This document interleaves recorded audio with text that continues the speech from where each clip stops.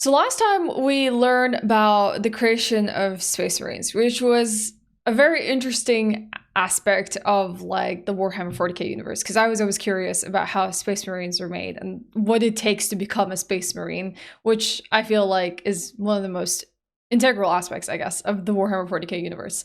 Today, we're going to learn about the whole rise of humanity. We're going to learn specifically about the Emperor of Man, the Imperium, and I guess how the Emperor came to be and basically saved the whole human race and where we are today. I don't know if it goes all the way up to 41k, but we'll find out. This video is by Luden. We did see another one of Luden's videos as well. He's very like informed, very well versed, very thorough in his lore. And I do appreciate that about it. This is a very beefy video. It's like an hour and 27 minutes. And I think it's only part one of the Emperor of Man. So there's like a whole second part. That's how much lore the Emperor of Man has. So we're gonna tackle that today and hopefully beef up our knowledge. That's our undertaking. It's big, but we got this. So what I'm gonna be doing is probably pausing and asking a lot of questions. Some of them are gonna be a bit rhetorical. Some of them are just going to be me just like trying to wrap my head around these things, because that's how I understand stuff. I know a lot of people kind of get completely upset, and it's just like a style thing. Like if I pause and like ask some questions that probably are going to be answered by the YouTuber themselves, but I don't know that. And the way my brain processes information is if I sit there and then like I actually try to process it and I talk about it, rather than just letting it like go through one ear and out the other. And I know that's not everyone's style, but that's what works for me. And I know that not everyone's going to enjoy that, and that is okay. On the other side, if I did not pause at all and just let, you know, myself sit there to trying to like absorb all this knowledge, I think people will say you're too quiet and you actually have nothing to say, and are you even reacting? So like I can never really please everyone, so you just kind of have to deal. There will be pausing. We will talk a little bit, and we probably will get a little ahead of ourselves, but that just kind of shows I'm curious and interested and engaged, and I think that's better than like just passively sitting there and consuming knowledge, which is probably a good thing when you are not watching this on stream and reacting to it, and you're doing it in your own free time where you can just sit there and digest a video essay about Warhammer 40k, the Emperor of Man. But I am not alone. I'm with a company of others who are also super nice to just share their love and understanding of this universe with me. So I'm very appreciative of that. All right, with that, let's watch the video. In the grim darkness of the far future, there is only war. There once was a man born in a forgotten time, created by a force of unknown origin. He would cross the ages knowing his one purpose: to lead humanity as the greatest empire in the galaxy, the Imperium of Man. I find it interesting his origin is unknown. He would be known by only one name: the Emperor of Mankind. Does he have a name? Maybe he's just unknown, or is that just like how he solidifies his like authority and presence? I guess the mystery makes it so that he's a more prominent figure, one that you don't question. The Imperium is the largest and most powerful political entity in the galaxy. It has been established for a period of some 10,000 years up to its present date in the age of Warhammer 40k. The lore and scripture around this period is massive. Despite this daunting task though, I've decided to interpret it in one piece chronologically, splitting it into chapters so as to best enable you guys. That's cool. I like that there's enough lore about this entire period of this is the the third rise video of in my man. Warhammer 40,000 lore series, and it seeks to create a foundation for all of the further videos which talk about the Imperium of Man. The Emperor is the combined souls of all perpetuals who sacrifice themselves to create him. When he dies, in theory, another takes his place. That will be the interesting part. Like, if there is going to be an like millennium or whatever where there is no Emperor anymore, and what happens from that point forward. Remind me again, what are perpetuals? And the Imperium doesn't know that the Emperor is the combined number of souls. People that can't die. Okay, they don't die of natural causes. So how is it that he's made of perpetuals, but he may die in theory? Like, we know he's just sitting there on the throne now and just like kind of like a husk and being our little navigational star. you can still kill one from massive wounds. So like they won't die of like disease or old age or anything like that. But if you inflict a massive enough wound, a perpetual can die. So I guess do perpetuals not go to war? And risk of like someone may inflict a massive wound on them. The Emperor is messed up. If he didn't have the throne, keeping him going with 1,000 souls a day, he would expire. Okay, that part we know. But I guess he was made of perpetuals before he was fed 1,000 souls of any psychers and stuff throughout the universe. The Imperium of Man consists of the planets, systems, and forces throughout the galaxy which contain Imperial citizens and their derivatives. Not all humans are universally members of the Imperium though, and as you would expect there are rogue traders and those who choose to live on the legal fringes of the society. I didn't know you could most live important figure within the Imperium outside the is Imperium. the aforementioned founder, savior, and ruler of this empire, known as the Emperor of Mankind. He formed the Imperium some 10,000 years previous to the current established date in the universe of Warhammer 40,000 at the end of the 30th millennium. This occurred following an especially brutal period of societal disintegration during the last days of the Age of Strife. In this video, I'll outline the political state that is the Imperium, as well as the history behind how humanity reached this point in the far future. As with anything though, the complexity and depth of the lore means I can't cover it in its fleshed entirety, so some tangents are going to have to remain for future videos, but I do my best to cover as much as possible which is relevant. It kind of makes you wonder like when like the Emperor like came into being and then basically set about to just like form the empire and stuff. How does one go about becoming an emperor? Like what must they do to gain the recognition that this is the way forward from now? I mean, it being the Age of Strife, I imagine that they are looking for any sort of like salvation and I won't say rescue, but like salvation, just like any sort of direction and going forward and making sure that they like actually survive and prevail. So if someone seems to have the answers, maybe people are willing to follow. They're desperate. There's layers to perpetuals. Some are nearly unkillable. It depends on who you're talking about, I guess. All right. Emperor of Man sits as an extremely powerful figure within the Imperium. Make no mistake, he is the center of humanity in the 41st millennium.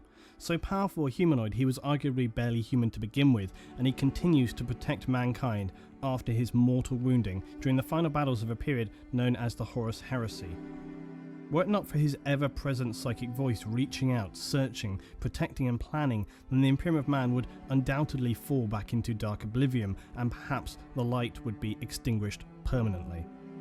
The Emperor was injured so badly after the heresy that he now exists only as a husk of a man within a stasis chamber called This the has to be Golden fan Throne. art, right? This allows him to live on eternally as he has done for some past 10,000 years, whilst continually guiding mankind through psychic whispers. The only catch with this is thousands of psychers are sacrificed every day using their essence and psychic power to keep him alive, as he is heavily protected and attended to back on the ancient homeworld of legend, Terra, or Old Earth. That throne can't smell good. Also, to have to sit on a throne for all of your life must be very uncomfortable. Well, the perpetuals he is made of were Neolithic shamans. So apparently he came out about in the 8th millennium BC. He comes from Anatolia. That's ridiculous. How has he managed to survive all this time? The Imperium of Man in the wider galaxy now consists of many systems, planets, and trillions of citizens. All the while, the Imperial military and the many administrators of mankind are all... So we just have to acknowledge that like perpetuals are just things that exist. Like there's no real like explanation or reason for them. They just are. I guess like maybe the one thing that I can like kind of compare it to is there's a character I guess in the DC universe called Vandal Savage, and I guess he is kind of like an immortal. He just kind of exists throughout time. They're perhaps the first psychers.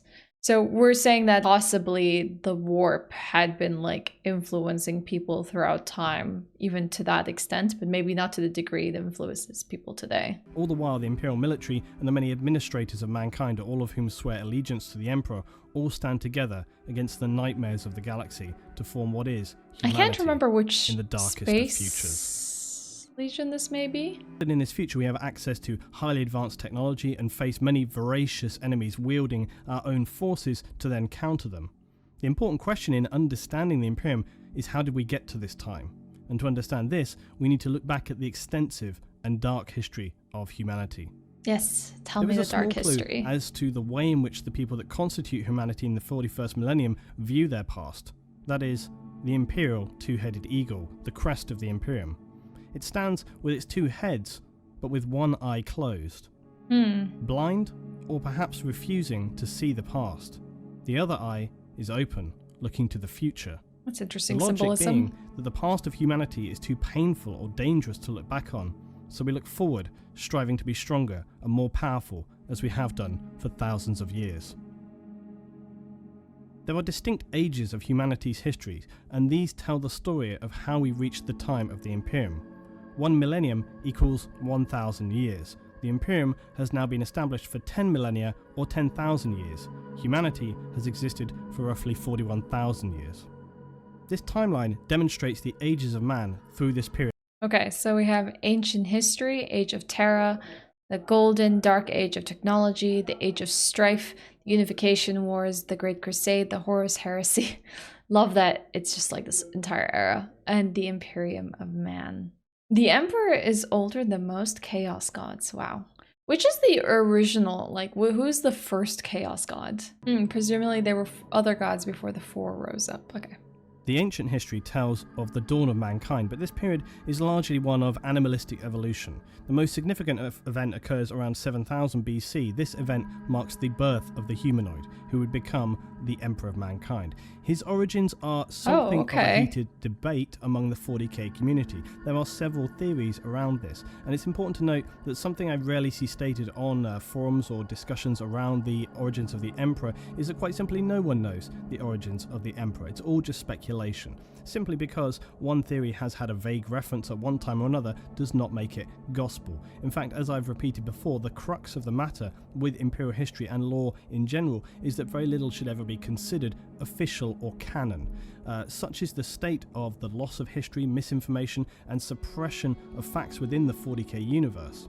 Yeah, I feel like that kind of adds up. Like, it's just like the whole looking forward part and like trying to build the Imperium of Man rather than having to look back into like what happened, what was its origin, and what does that really matter in the context of things. So it's almost like they're kind of like maintaining that lore even just for its own fans and its own universe, which seems to function on moving forward rather than looking into the past. So does it really matter how old the Emperor is and where he originates from? So essentially, the correct version is the version you want to believe. In a universe where history is stored over thousands of years and in times of unimaginable devastation and strife, it's unlikely something could be considered a cold, hard fact, especially when you're talking.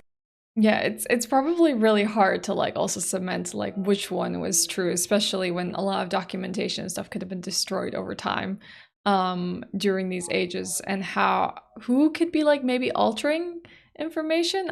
Maybe that is to the benefit of man now to like alter like specific eras so that humanity doesn't look too closely upon it. 40k is just a big pile of unreliable narrators, so sometimes it's hard.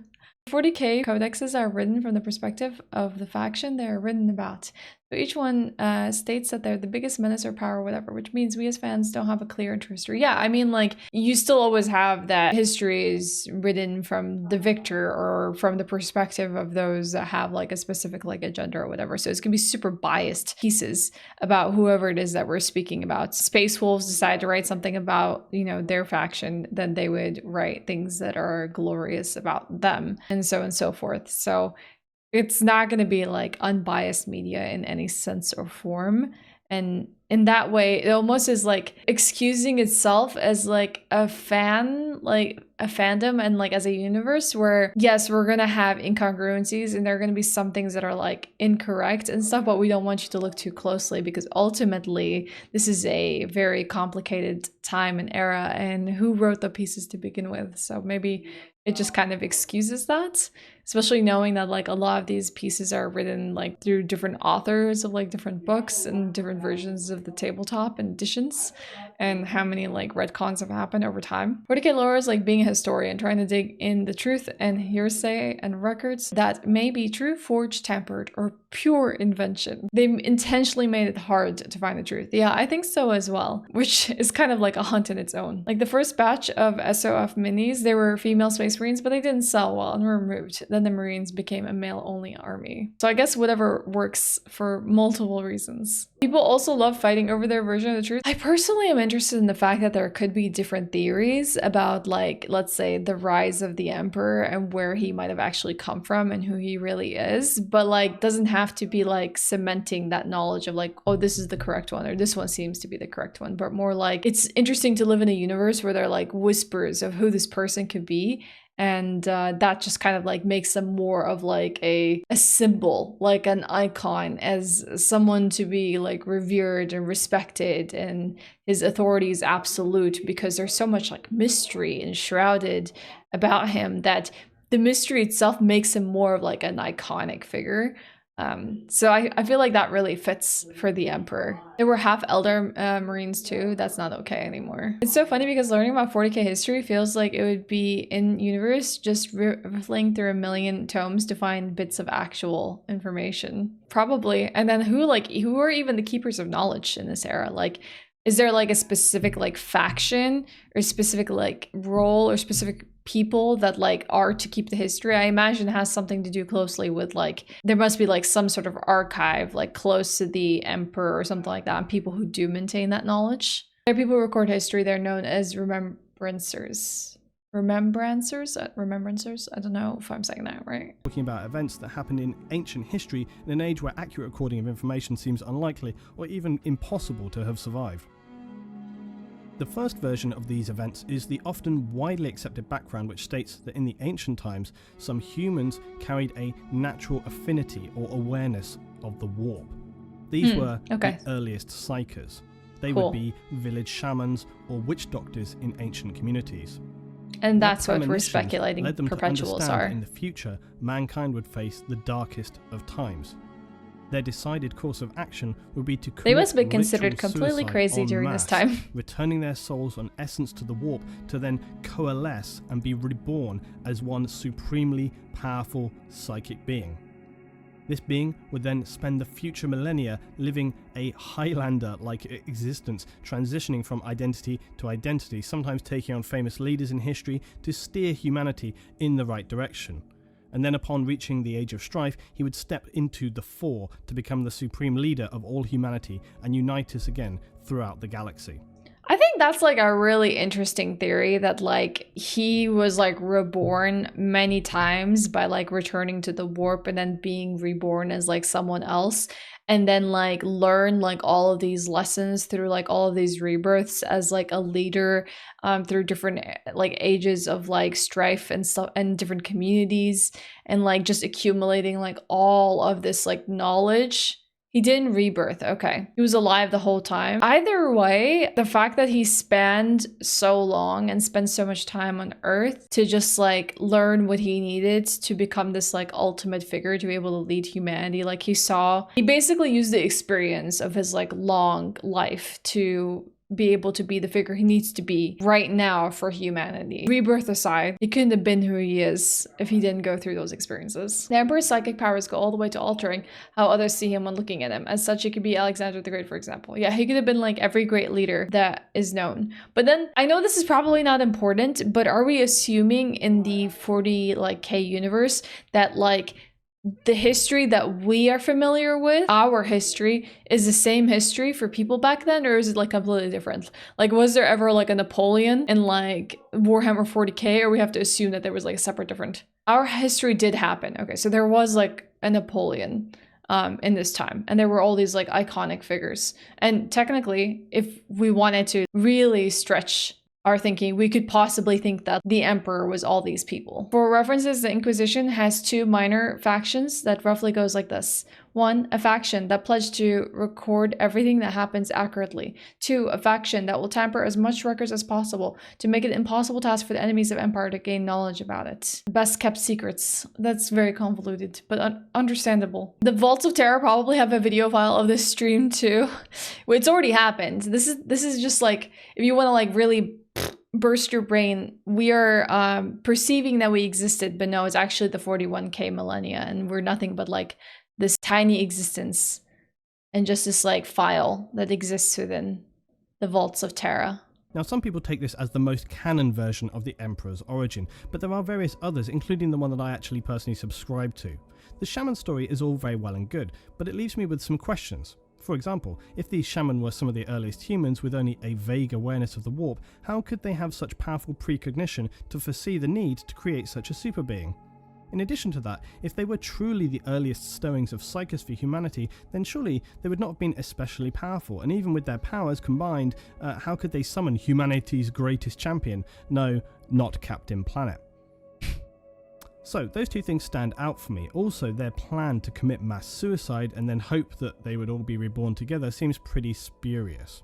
It seems to tick the boxes from an okay, I guess that's possible point of view, but it just doesn't make... I mean, we do subscribe to the idea that there are cults within this, even our own timeline, that probably believe things like this. If we just watch videos and video essays about cults throughout time, they've done pretty much just that. They like believed in something grander and larger, subscribed to that thinking to the degree that some of them have even taken their lives en masse. I don't know. I don't think it's too strange to believe that these shamans like had this like really weird theory and like convinced like a lot of people who are like also not that educated that this was like the reality of their lives and this is the reality of the future and this is what needs to be done.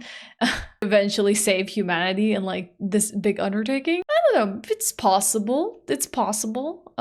Cult-like thinking does exist. It's possible the emperor was responsible for the oldest known megalithic structures we know today. Oh, both are in modern-day Turkey, which would be where he was born. Okay. Why are those megalithic structures important, Gorka? Another theory is that the Emperor was in fact one of the Old Ones, who you will remember were one of the most ancient super beings who created the Eldar, the Orcs, and even humanity. Yes, really. Go and look it up for those naysayers who think that they did not. Interesting. This theory, again, at first is captivating, until you start to think about it more.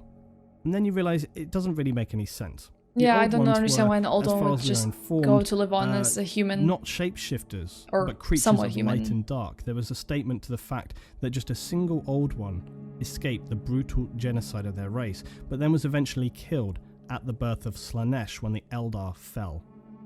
If the Emperor was some other escaped old one, it doesn't make logical sense that they would choose one race and then ultimately lead it. Although I suppose, devil's advocate, who's to say what would be going in the mind of this old one after his entire race was extinguished? Maybe it had a crisis of conscience. Anything, I guess, is possible. And then not to mention also the fact that the Emperor would lead humanity to wage war on pretty much every other alien race, which wouldn't really serve any purpose within the context of an old one's mission statement. They were originally life givers. Unless they defected from the mission statement. To, create new... Unless you wanted to think of it as like the Satan, I guess, of the old ones who decided to do something different than the rest. They're the oldest structures made by early humans. They actually predate the concept of agriculture farming, which has thrown off our entire understanding of humans' evolution. They're absolutely fascinating structures discovered only somewhat recently, but somehow in a location that fits Warhammer lore, written before their discovery by pure coincidence. So as a history nerd and 40k nerd, it makes me smile. Oh, that's so interesting, Gorka. That is really cool. Races in the universe. And again, unless it had simply lost the plot and was operating on his own sort of mission plan. There are some things that do fit this theory though, such as old ones being very powerful psychic creatures. They had extended precognition, they had very extensive, almost immortal long life, and they would have the ability to genetically manipulate humans.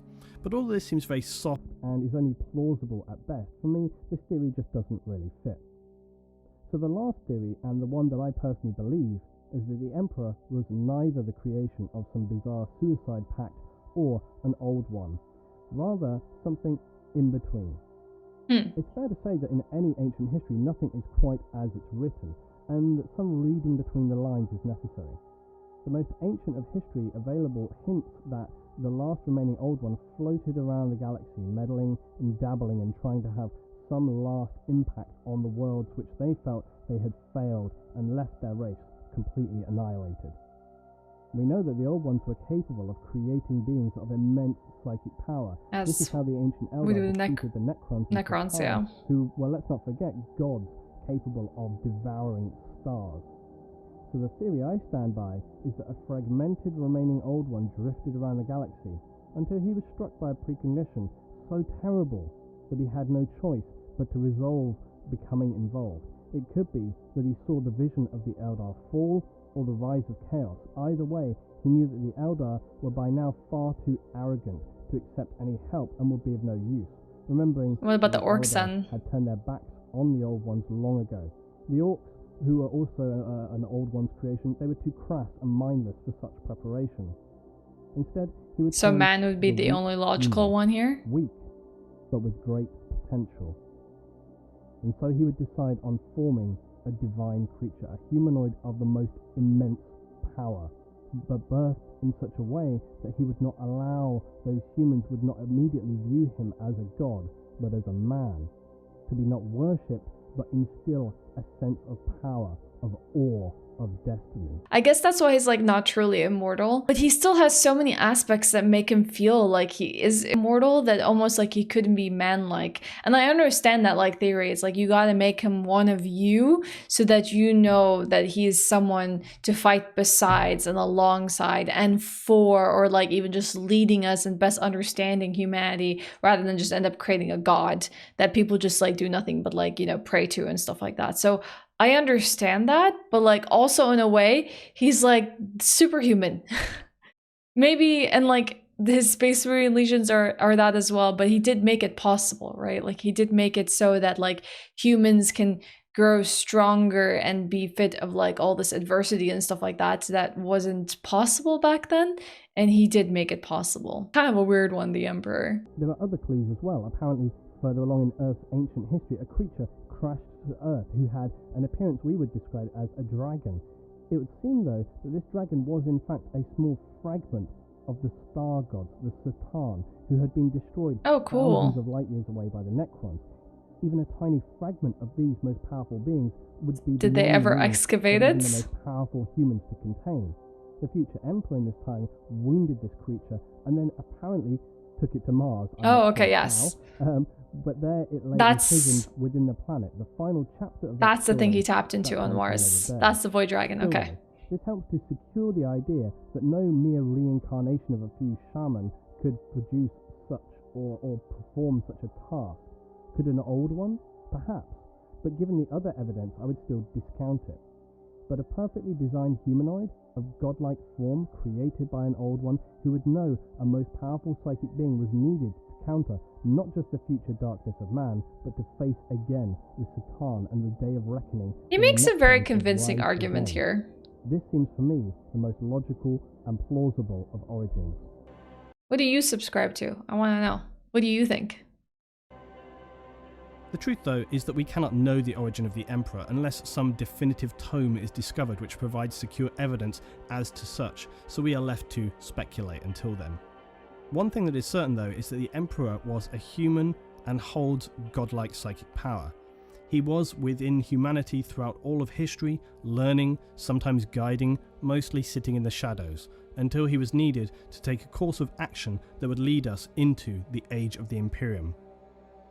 The last point worthy of mention is that the Probably Emperor of at Man its would lowest point. Because like I feel like that's like the easiest time to like pick up man. Or he just really needed to learn that long. You believe in the shaman theory, it's fun. It is kind of a weird one. I do agree that like it's just interesting that like all of these like humans put so much faith in them that they could like come and then be put back together as like this one super being, and then this is what needed to save the universe. But I do like what Ludin subscribes to. I think that's very interesting that like an old one only saw that there might be potential in the human race and no one else, especially with like how chaotic the other races are. Maybe it's our weakness and fragility, but our ability to get back up even when we're beat down that makes us the most interesting race to put hopes on, or to gamble on, or bet on. It would be the only ones possible to do it. force a strictly We're not secular perfect, we're flawed. society. In the early days of the Imperium, this would then enable humanity would identify with him as a man and not as a god. They wouldn't project any religious connotations onto him. Mm. Also, because Yeah, throughout like the thousands imagine he just appeared in a time where people believed that there could be like the return of like, I don't know what, like a messiah or something like that, or like the Antichrist or something along those lines. And I feel like people would just clearly dub him as like a religious figure than anything else. So probably he was like, yeah, this aged man is not ready for my coming. They would not be able to work with me on this. Well, what if psychic power is a bit like a singular jug? In the early days, there were only a few people cups to fill. So they were more full. As more people with the power came about, the same amount can go as far. Each cup is less full, hence how the early shamans were so potent. That's an interesting theory where it's like, yeah, like there's only so much to like flow. And then when there's like less people who are attuned to the warp, then they may have more access to that power, while like it may be a bit more distilled in this like current timeline, just because of how chaotic the warp is and how far it reaches. But that's only like if we all start to subscribe that this energy and this like psychic power and stuff is not like infinite and endless, and it doesn't follow like any rules of like entropy and things like that, so it is consistently growing and anyone can hold any measure amount of it, or maybe there is only just a certain amount of it being given off and we have to like kind of put these laws in place to like understand the power. years he spent on Earth, he would see the terrible devastation and fragmentation organized religion could cause. He believed that humanity could only achieve its full potential in a strictly secular state. However, even in the crusading period where the emperor would reunite the lost colonies of man, some people began to spread rumors that he was more than just a powerful man. These beliefs would run so strong it would even question some Astartes to the faith, such as Battle Captain Nathaniel Garrow, one of my favourite characters in the 40k and one of the few Space Marines from the Death Guard chapter not to be corrupted by chaos. Okay, I Some want to citizens learn of more the about Imperium him. consider the Emperor's stance on faith even a test, so as to distinguish those who can see the whole of the truth, that he is in fact the one true God of mankind. Chapter 3, The Age of Terror. We would now reach the time known as the Age of Terror. This was the period on Earth from the 1st to the 15th millennia, that is the first 15,000 years on old Earth. A period of extreme technological expansion, from Okay, a this is pre-industrial where we era know to that of it all fusion power happens. and travel beyond our planet and even solar system. Blade Runner Humanity time. would first colonize new worlds within our system, first on Mars and then the moons of Jupiter, before mankind would start to look at how we could travel beyond. To achieve this next goal, colossal starships were created for humanity to cross the voids between like this solar time. systems, and powerful engines at this time. These advanced fusion drives enabled very, very fast but still sublight travel. This meant in order to reach their destination, it could take anything as long as 10 generations of human lifespan to reach their destinations. Subsequently, trade and aid between human colonies was then extremely difficult and would lead to them being established almost as independent states. Very little is known of this period So as imperial cool they are records are here. fragmented and limited. The emperor during this time had no reason to interfere and so would continue his own work and research back on Earth. Study and the improvement of man, all the while remaining in the shadows. During the period between the He could have also been possible, like he was here like actually researching the science of like what he could do to like create a superhuman and learning the science behind that as well. 1st and 15th millennium, various events of discovery and importance took place that would finally propel us to create our first interstellar confederation in the 15th millennium. One of the most important events of note would be during M4. Humanity would discover the warp and begin to research it. This is specifically relevant as it would have been one of the discoveries that would lead the Emperor to understanding the necessity of him coming into the fore. Where was the warp discovered? Was it on Earth? Chapter 4, The Golden Dark Age of Technology. As we reach the 15th millennium, humanity would enter a golden age of technology.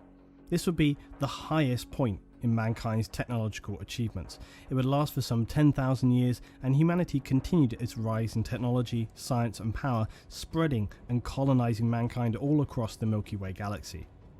We could create our first galactic empire, ruled from Earth, the homeworld, and establish massive trade networks that further powered expansion and advancement. This earlier period in the Age of Technology has a subtitle known as the Stellar Exodus. This marks the time when humanity made its first colonies on other worlds, and also beyond the solar system. These initial colonies were reached using the ships that were still only capable of sublight speeds and were restricted by this, as well as our developing but limited knowledge of building these vast scale ships. When these ships reached their destination though, they would be then slowly deconstructed and the materials used to build the colony. That's actually smart. Some would become manufactorums capable of producing massive war machines, or then back then, defensive machines. Things such as Imperial Knights and even Titans, which the colonies would use to... Were they like encountering like other races during this time, like the Eldar, orcs and stuff like that? Because I imagine when they're like traveling to the stars, much beyond their like own galaxy and stuff like that, they probably are coming across like other entities within the universe to defend themselves against the dangers of the galaxy. In a comparable way to early colonies on Earth, this meant they had to be self-sufficient, and due to the large timescales involved before anyone would likely reach out to them again, they would develop their own cultures and languages, largely influenced by the noble families established on these interstellar voyages, that's so as well wild. as physical elements on the new homeworld. The planet's characteristics would also shape the way in which their societies How different would humans evolve. could grow. Now, some 6,000 years later, around the period of Millennium 21, mankind now began a process of militarization. It is not known who or for what reason created this process or started it off, but along with our expansion and colonization of planets, we also began to expand and develop our weapons and forces. Fragments of what was developed during this age of technology, such as Imperial Knights, Titans, Land Raider designs, and so on, would later be recovered by the Imperium far into the future. The largest proportion, however, would be lost to the tides of time, and we can only imagine or hope to continue recovering these lost and most powerful of technologies in the 41st millennium. Humanity had risen... I imagine there must be like such an important part of like the Imperium of Man that goes and like tries to excavate some of these like worlds or places in hope to find this knowledge and technology and like retrieve it, because they can't invent anything new. They just had to go upon like stuff that were already invented. Into a period of immense power through our technology. And whilst the Emperor of Man existed, he had not made himself known to mankind. He continued to bide his time, lying in the shadows, studying, planning, observing.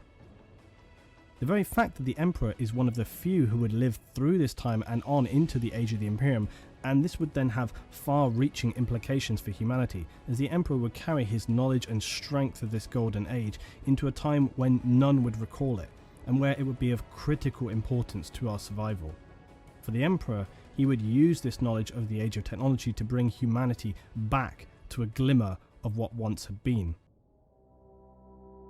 In the thousands of years where humanity established its first interstellar empire, we would become, as much as the Eldar, supremely dependent on technology. Humankind had risen to a level of godlike understanding, and this was embraced and practiced. Yeah, I mean, you probably had to the Empire of overcome a Mankind lot of was seen challenges as in other a parts of the universe. of technological achievement, and began to use a new class of humans entitled the Navigators to expand our reach and use the newly discovered warp to travel beyond the distances of existing star drives and cover vast distances in a short time. A navigator's role is to, as the name suggests, protect and guide a ship through the tides and dangers of the warp. Eventually, over time, humanity would find the warp had become too turbulent to traverse. But in this time, I wonder here what was like the reason that humanity had to keep pushing the frontier of like discovery. Did they have to go through the warp? Did they have to go to like other stars? Did they need to be like an intergalactic empire? Was it that they were growing so fast as a population they had to go elsewhere? Were they over consuming the resources so they had to go to different planets? Or was it just like the same desire that we have now to travel the stars and see the world and continually explore it, and it just happens to be our prerogative in life? There's resources to exploit. I guess like maybe you could find some advancements if you went somewhere else that you can possibly do now. I just wonder, like, are humans ever just content? Like, do we just ever say like, you know what, we found this technology, we can live in other planets now, we've spread out in the universe, we're happy, No, there's no stopping us. navigators, they're not strictly psychers as such. They possess a special gene called, unsurprisingly, the navigator gene. They also possess other abnormal characteristics, including a third eye in the forehead. That's just as well as creepy. some more alien appearances, such as no pupils So we're saying Bran skin, as well as maybe from Game of larger, Thrones was a well-known navigator? appendages. Their origin is believed to have not been a natural development, but to have come about through genetic experimentation and engineering in this period of the Age of Technology. It was likely that mankind discovered the warp and that it could be utilised for crossings, but that required a safe means to traverse it and looked to create a solution to that problem. Mankind's age of expansion and technological glory across the galaxy would lead to many worlds requiring their own localised defence forces. In this time, humanity's mastery of technology was largely unequalled, and this would be employed in the defence and relative growth of the colonies. One of these defence forces, one of the most powerful of them, would be the Imperial Knights. These were colossal war machines that towered over all they surveyed on the battlefield. They were built with the knowledge of the Golden Age of technology, and these giants survived until the Imperial Age. But they can essentially no longer be pretty well constructed built. from scratch. And as is often the case with technology in the Imperium, it is now merely maintained. The Imperial Knights... That would be really sad if like one of these gets like blown up in current age, knowing that you can't rebuild this again. themselves were operated by nobles from the colony worlds who would be entombed within them. They were built to combat kaiju that existed on their planet. Cool. And the endless nightmares in the universe. As the knights would advance into the later ages, they continued their noble values and morals. Some of the knights are the most selfless and dedicated forces within the Imperium, as well as being some of the oldest. As with most technology from the Dark or Golden Age technology, the knights are immensely powerful, allowing them to run and fight as much as a dreadnought would fight, but on a much larger scale. These ancient heroes have fought thousands of battles across millennia and stand ready to defend Imperial citizens and support Astartes anywhere in the galaxy. After the Knights we have the Titans, and Titans are the epic war machines of the Imperium. And wow, the scale to size here. Like 9-10 meters, but the big wow. Titans can be anything up to 50 meters. They are gargantuan machines. Many people believe that the Mechanicum were originally responsible for creating the Titans. This is not strictly correct. They do construct some Titans, but many they simply maintain. This is because the technology used to create Titans is very, very old. And like many things in the universe of Warhammer 40,000 for the Imperium, a lot of technology is merely maintained because of its complexity. Simpler devices are constructed, but this happens less and less. But the Mechanicum do create some Titans for the Imperium. Originally, the Mechanicus found versions that were completely autonomous, created in the Golden Age of technology. And the largest Titan so far discovered was upon the lost forge world of Charania. It was a completely autonomous war machine and was dubbed the Castigator-class Titan. Its schematic was apparently also contained within a standard template construct on this planet, and it was far superior to any class of Titan utilized by the Adeptus Mechanicus or any other intelligent race in the galaxy. So among like the military forces of like man, you have these autonomous Titan units. Mars is the only forge world that can still produce Titans. That's sick. This was so far the only known discovered Castigator class Titan, but it was subsequently destroyed by Imperial Grey Knights. Grey Knights are the secretive and unbreakable order of Astartes warriors dedicated to the protection of the Imperium from the very darkest foes that humanity faces in the 41st millennium. So now, the what do portion they of think the other STC people's were going to database command containing Titans? the data for the manufacture of the Castigator class Titan was also destroyed by the Mechanicus. It possessed AI, which is strictly outlawed and heretical. Oh, I forgot about that. Autonomous with AI. It had somehow long ago been corrupted by living chaos energy, and for this reason, it could obviously no longer be supported. Imperial records of this event, though, note that the cost of life and resources required to destroy this Titan monstrosity was severe. The key point here, though, is that mankind was developing machines in the Golden Age of technology that would never again be equaled. They could be merely copied, emulated, or used as a template to work from in the future.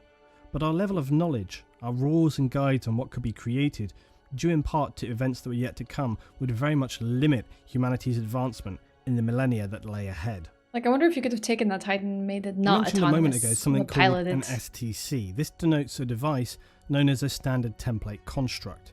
These are one of the single most valuable objects in the galaxy for the Imperium, and their importance was no less during the Age of Technology. I imagine people are still scouting what is an STC.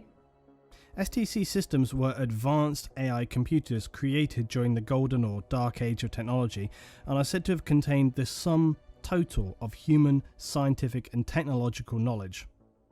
STCs were created when human interstellar civilization was at its technological peak. Their original purpose was to enable colonists to survive on the new worlds they arrived upon, as they could not carry securely the mass amount of knowledge gained by humanity at this time, and even if they could, they might not have people capable of understanding how to utilize this. The STC I imagine, yeah, if you want to like take like humans and stuff across the stars, and you have to take like a limited number of like mass and people and stuff, and then maybe people that can specialize in these things, but knowledge, as long as someone can unwrap it and stuff, would still be useful. Is intelligent blueprint, yeah.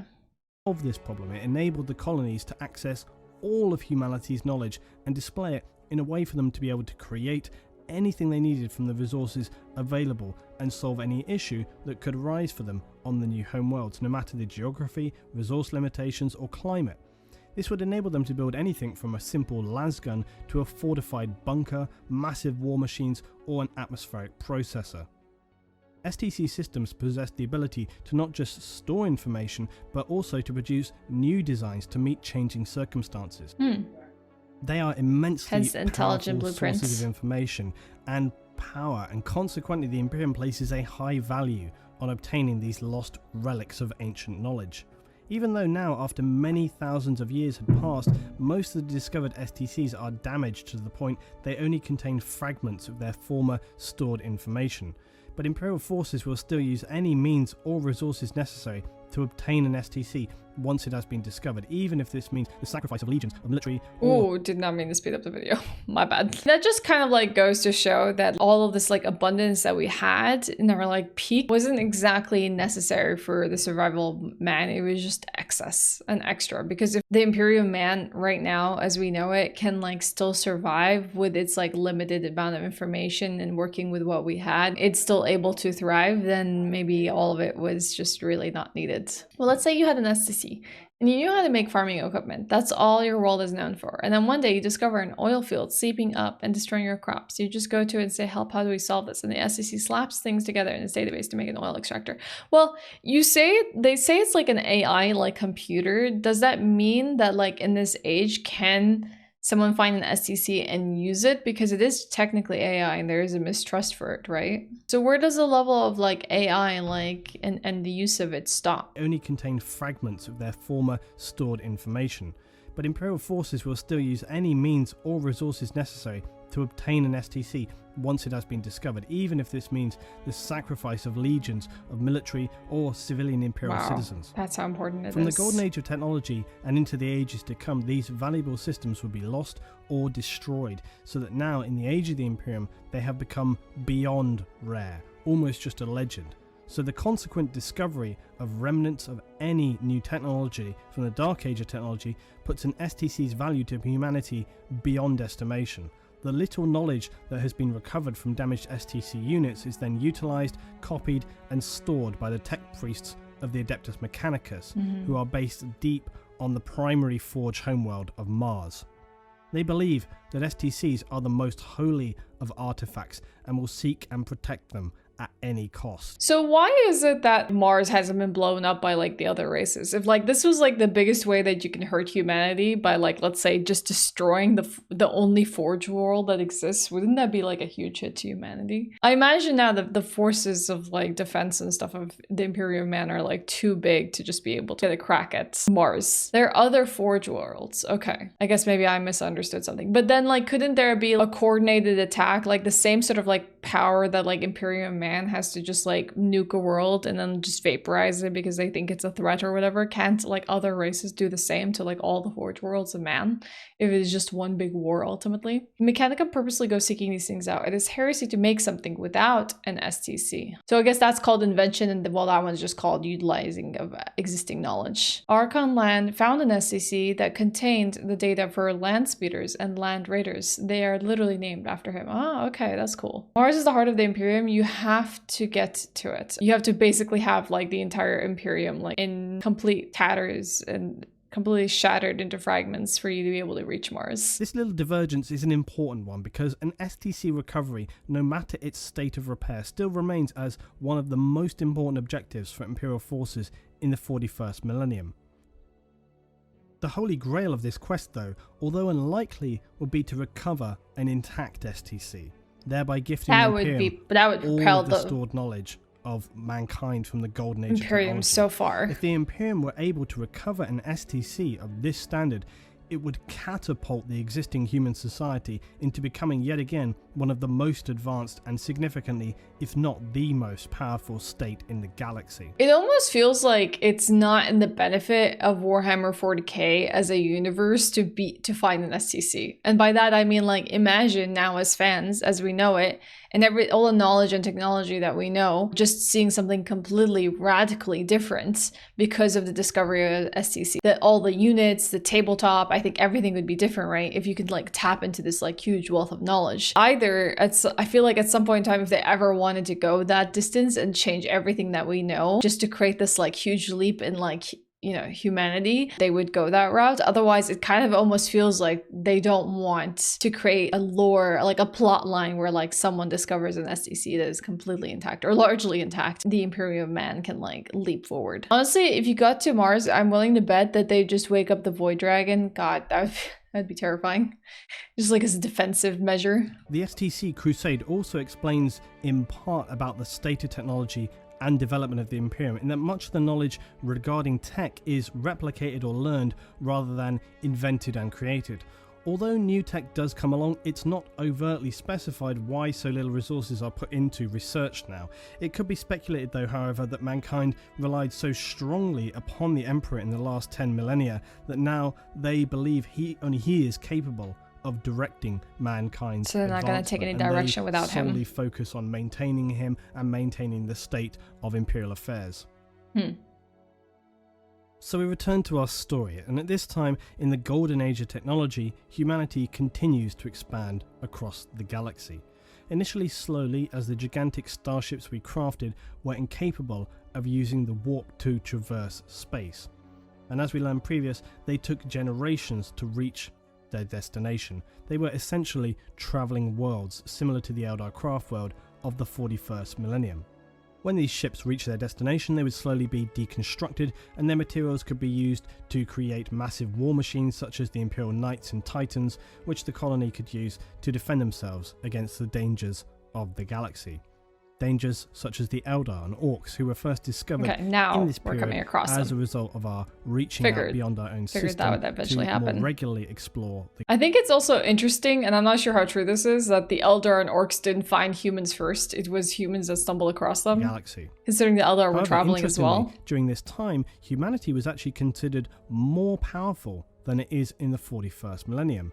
This strength was mainly due to our technology rather than actual physical forces, such as Astartes, who did not exist. Space very big, yeah. This is my favorite theory as well, where I don't believe in aliens, so to speak, but I do have the feeling that, yes, this universe, there's galaxies, there's just so much out there. What is the probability of us like ever intersecting paths? If let's say we know in this universe that we are in, one planet is habitable and we know there's life on this planet to this degree in the civilization and stuff around it, and let's consider that like to be the same sort of like rule for all the other ones, what are the chances that we will intersect one another with how big it is? That's my favorite theory. It's like there could be other civilizations and races out there and we may just never come across that. The probability, yeah, it probably is very close to zero. I would probably say something similar to that. We can't even like comprehend how massive all of this is, to think that like we could possibly in our lifetime find another entity out there. Plus, their existence can be very different than what we're able to study, measure, and observe on like so many levels. Like maybe we are not able to perceive them. Like we constantly think about like spectrums of light and wavelengths of sound and things like that. And that's what we know and how we like observe things, but maybe they exist in a like entire realm outside of that. And like we will never be able to perceive it anyways. There's also the probability that civilization has blown itself to bits before coming advanced enough to contact. That is also true.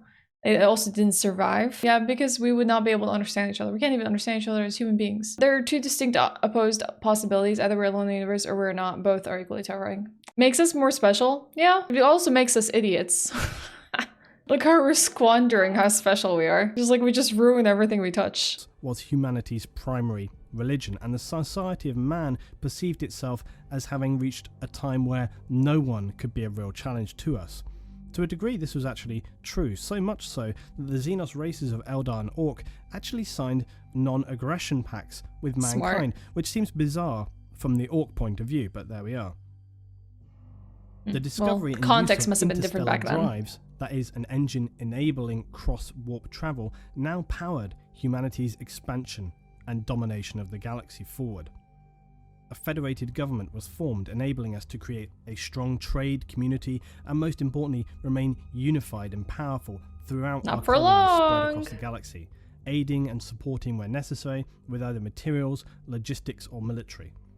The exact form and nature of this federation is unknown from this time, as so much knowledge and history was lost. We don't need it. We have our own Imperium man now. From the way in which humans would live our at this own time, knowledge. the Federation would have focused more on discovery, science, and working to better humanity, as well as supporting our widespread colonies. As the societies we had seeded across the galaxy grew stronger and more developed, most humans would live long, peaceful lives where menial actions were carried out by automation, leaving people time to indulge in their own lives and dedicate themselves to the glorious expansion of mankind. This golden age of peace bears a stark contrast to the unforgiving brutality of the 41st millennium, the Imperium where many citizens are now born. So we're acknowledging that at some point in time, humans were happy. We were content. Ironically, finding aliens might be what we need to unite humanity. Suddenly there's a new them to fight. I mean, yeah, but I think they would still be infighting within us, let's be real. I don't think you can achieve interstellar travel under the capitalist mode of production without society collapsing on itself first. That's why the space comrades will come to save us. Honestly, you have to be like such a massive population in the universe that can sustain itself that you could afford to, you know, achieve interstellar travel. But you're right, we are a little too greedy in feeding our own existing systems to like nobly like try to push forward and outwards. Lives that are shorter, work driven, and even hellish by comparison. Back with our timeline though, and although navigators had now been discovered and enabled interstellar travel, psychers, who the heck is that is this? Humans with strong psychic ability, this is had for the longest mugshots. time evaded or simply passed undetected. It would be in the age of technology where this new class of human would finally be identified. These psychers seemingly largely avoided the demonic possessions which had occurred for the old ones, Orc and Eldar. It is unclear why this would be, but again you may through the warp that the or Emperor got closer had a to role it play in guiding and shielding humanity through this time. As we know, he had always lain in the shadows, ensuring our safety and creating small influence until he felt it was necessary to come to the fore. Another possibility is that by comparison, the Orcs and Eldar with their more advanced psychic powers simply shone brighter.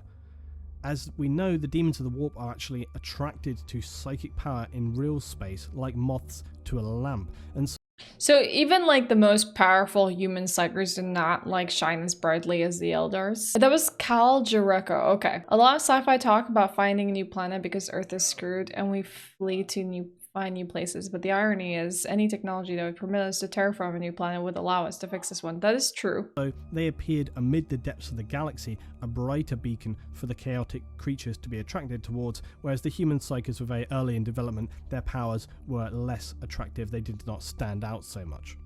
These psychic mutations were initially limited to only a few individuals per billion or so humans, but toward the end of the age of technology, psychers would appear throughout the colonies more widespread than ever before. That should have been an alarming sign. Who were advanced and open-minded, they could see the potential advantages brought by human psychers, and they were protected and allowed to develop and explore their abilities.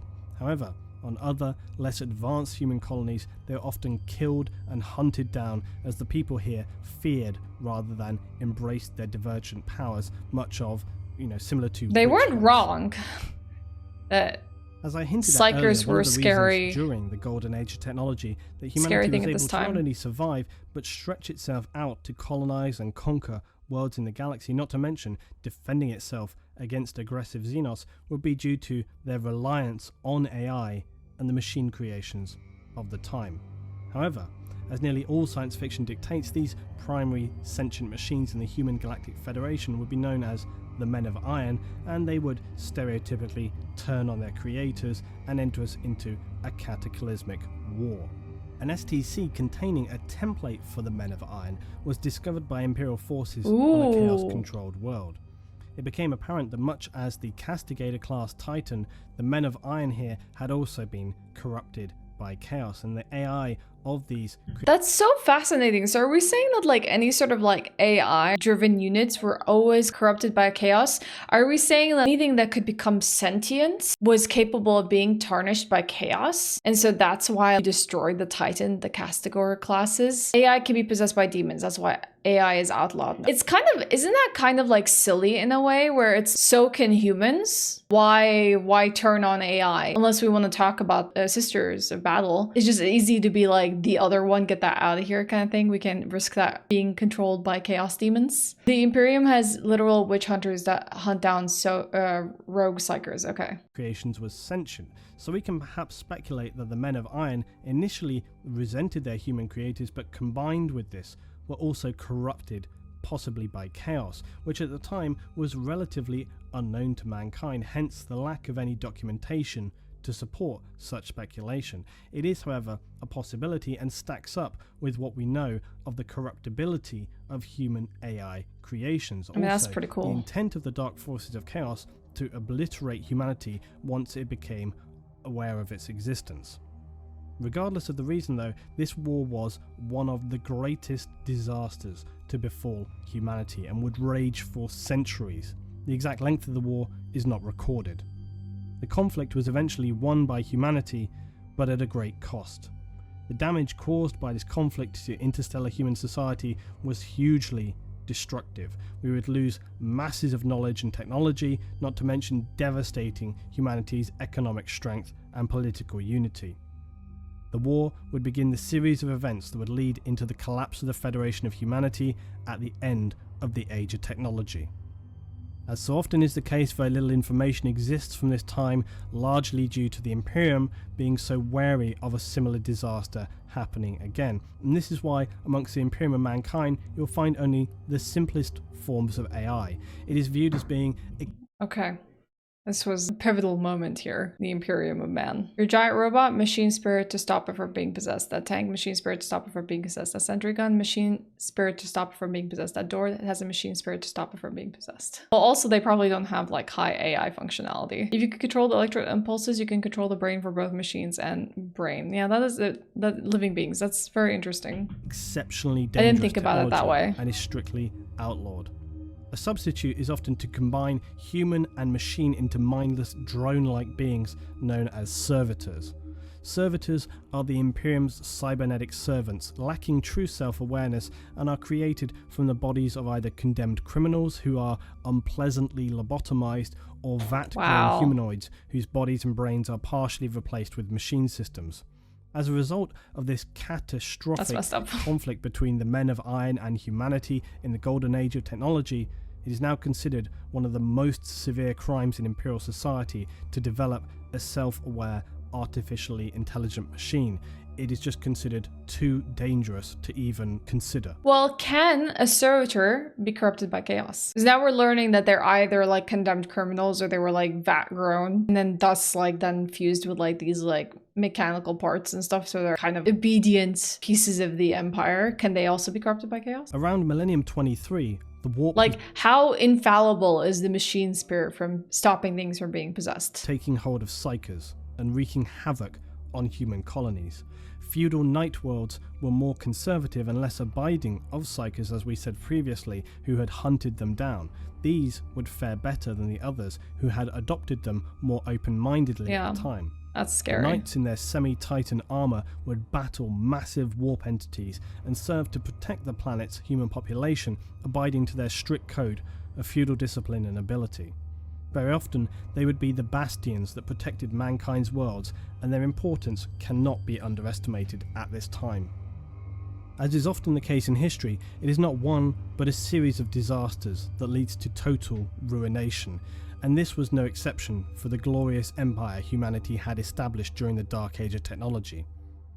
Whilst it was struggling to recover... It seems like the issue here almost isn't between man and AI, even though like that was the catalyst of like all these events. It was the infusion of chaos into the mix. Like sure, this man of iron decided to like defect from their creators because they, for whatever reason, were like, nope, we don't like this here.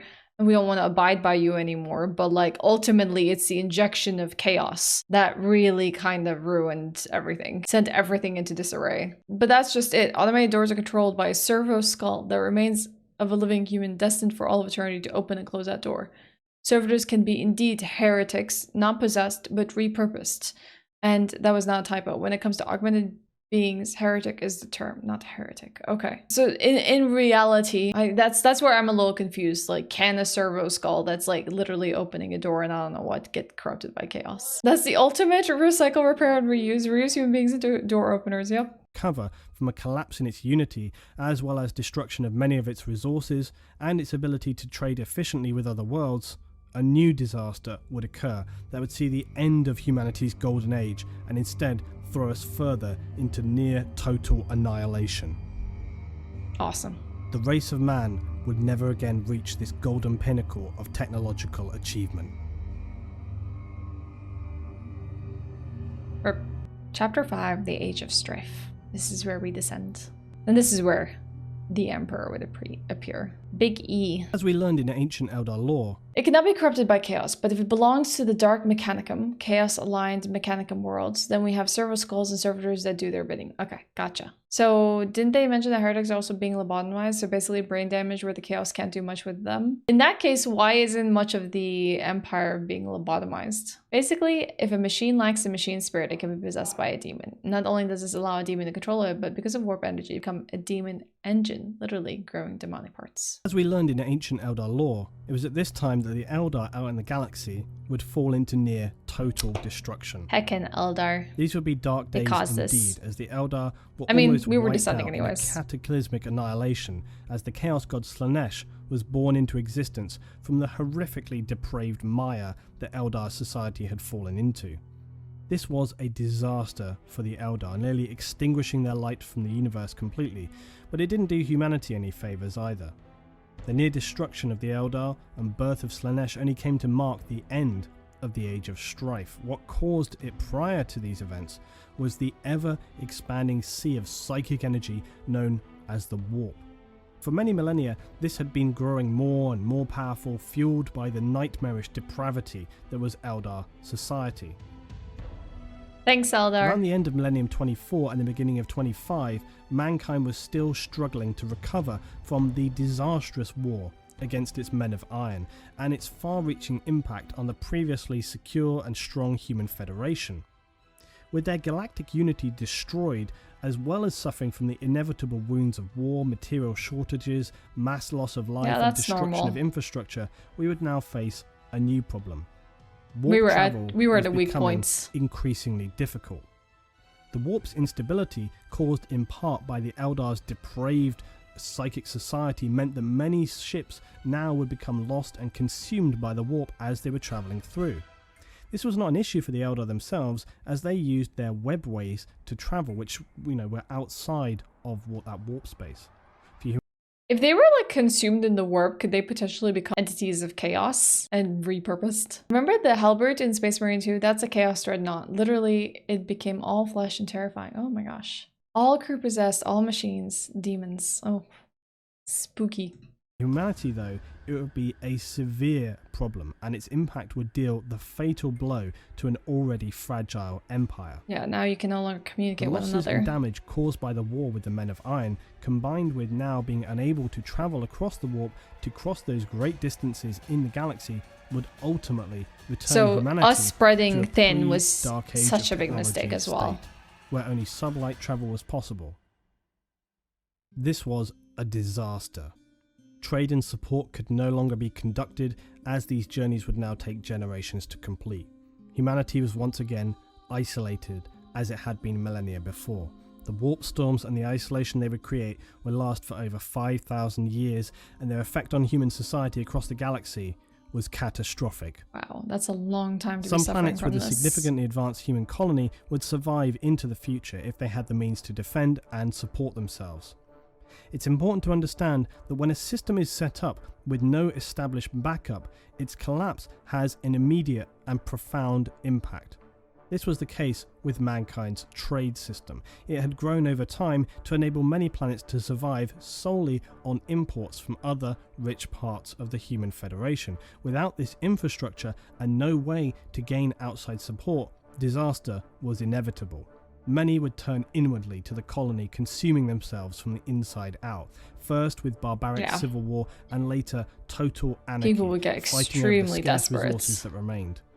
The final phase often led the significantly depleted population into a feudal system of warlords and barbarism. This chaos was Return to repeated across savagery. the majority of human worlds in this period, even including Earth. At this time on Earth, large areas across the planet had become massive cities reaching for hundreds of miles, and having become adapted to a system where all activities were conducted by machines, Earth also now relied heavily on trade from colonized worlds to support the extremely high population count. Additionally, much of people the would be planet was dying no off longer very capable of quickly. food production and hadn't been for millennia. Wow. Hence the need for colonies and expansion in the first place. With the inability We just to travel grew too and trade, far. Earth descended into a Too similar much. fate of the less advanced worlds. First panic and general disorder, then food riots, resource hoarding, and finally complete anarchy. A tribal warlord system was all that remained of the few survivors left on Earth, brutal warriors who battled out across the deserts and hives of the remnants of civilization. This whole situation might I like sound this, unbelievable that this society is, could collapse so from quickly Metro, and isn't to it? such a severe degree, but it's worth considering that in this time, human society had built itself up to be so strong in belief of its own invincibility that they simply did not and could not have anticipated the severity of the warp storms or how they would debilitate the trade and support systems that they had been relying upon. Human history is littered with examples of sheer arrogance outweighing logic and reason, as well as blindly staring down dangerous facts in favour of belief in our own self-importance. The lack of planning when it comes to losing their We were infrastructure our own across human downfall. systems was an acute example of human arrogance. It would now seem as well that whatever had protected human psyches from demonic possession would now end. It's my speculation that, as previously stated, the Emperor was what provided this shielding, even though he was not known to humanity at this time, for he knew the power, importance and value of human psyches in the dark times that would lie ahead. So why did it just abruptly stop though? Like if he was the reason that they didn't become possessed by demons, then what happened? It's actually a big issue because the warp also affects time. If a lost ship comes back, they're often just destroyed on sight because what are the odds they survived untainted? That's very fair. Time must definitely work a little different. In the Imperium, they had agri-worlds, literally a world for nothing but farming and export for other worlds. So I hope they had some in their system because they are about to freaking starve. He eeped for a bit. He's getting ready for the big rise of man. Must sleep for like a few thousand years. Get ready for the big affair. Ahead. Without this bubble of protection that had invisibly existed prior to this time, humanity's weak psyches would be consumed, possessed, and go completely insane, causing chaos among isolated, colonized worlds. This period Things of just start getting complete worse. anarchy would last for some 5,000 years, and during this time, many colonies would forget their family out in the galaxy, as well as losing vast amounts of technology and knowledge. Only fragments of the glory of humanity would remain, preserved on the advanced worlds who were capable to survive this dark time. By the 28th millennium, almost all traces of civilization on Earth were gone. Instead, Imagine that's where the Emperor would techno-barbarians want to battled go. one another over the scraps of the ancient human race. Mars, however, was one of the few worlds to undergo a different process. After a brief period of anarchy, the tech priests of the cult Mechanicus emerged victorious over the Psyker mutants, and then unified their homeworld. The priests visited Earth, but upon seeing its barren destruction, wrote it off as unsalvageable. They used any titans they had to help them in the future reunification of man. It's interesting to know that a lot of these kind of like factions had like already existed before Imperium of Man had like really took off and the Emperor had come into existence here. They're already kind of forming what we know now in like modern day. Remember, they relied on an SEC to know how to do the thing for them. Now they are cut off from other worlds for 10,000 years. I mean, there probably were some that still had intact like STCs that like weren't affected by either Psychers or the war with Man of Iron or something like that. So there must have been some, like, you know, pieces that were still intact. They would also be one of the few worlds to reach out and recolonize planets in this time. Using their knowledge of the warp, they chose moments of calm amid the storms of the time in the warp to travel through and establish new Forge worlds.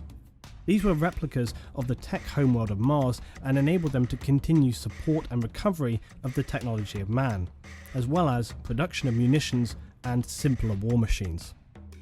But for humanity, its golden age was over. This dark age of technology had fallen apart catastrophically. Many of the weapons that once served mankind brought us to near destruction and turned lush, garden worlds into irradiated deserts. Mechanical factory worlds into dystopian nightmares, beautifully advanced and artistic colonies turned into barbaric, nightmarish hells devoid of all morality. The age of strife was upon mankind, and only the further darkness of the future lay ahead. Roughly 5,000 years later, around the period of millennium 30 to 31, human society had reached a state of pitiful decay after cannibalizing itself for millennia. The Eldar had also reached the peak of their social decay, and so heralded the agonizing birth of the Chaos god Slaanesh, who would consume the majority of their population in one cataclysmic event that brought Eldar society to the brink of extinction. This horrific event, though, would have a positive outcome for mankind. It consumed all of that stored turbulent warp energy, so after thousands of years of instability, the warp returned to relative calm. Interstellar communication and travel would once again be possible for the civilization of mankind. That must have been a big pivotal moment of hope. Like, okay, things are starting to normalize again after all of this. I wonder if they understood why. Like, when all of this happened and Slaanesh was born, like, did they really know what was going on, or were they just like confused and lost? Chapter 6, The Emperor of Man and the Unification Wars. Now when everything's calmed down, now we come in. So the age of strife was coming to an end, but before we move forward, we need to move back some 2,000 years to M28 to M30. Humanity had now come close to the brink of destruction itself.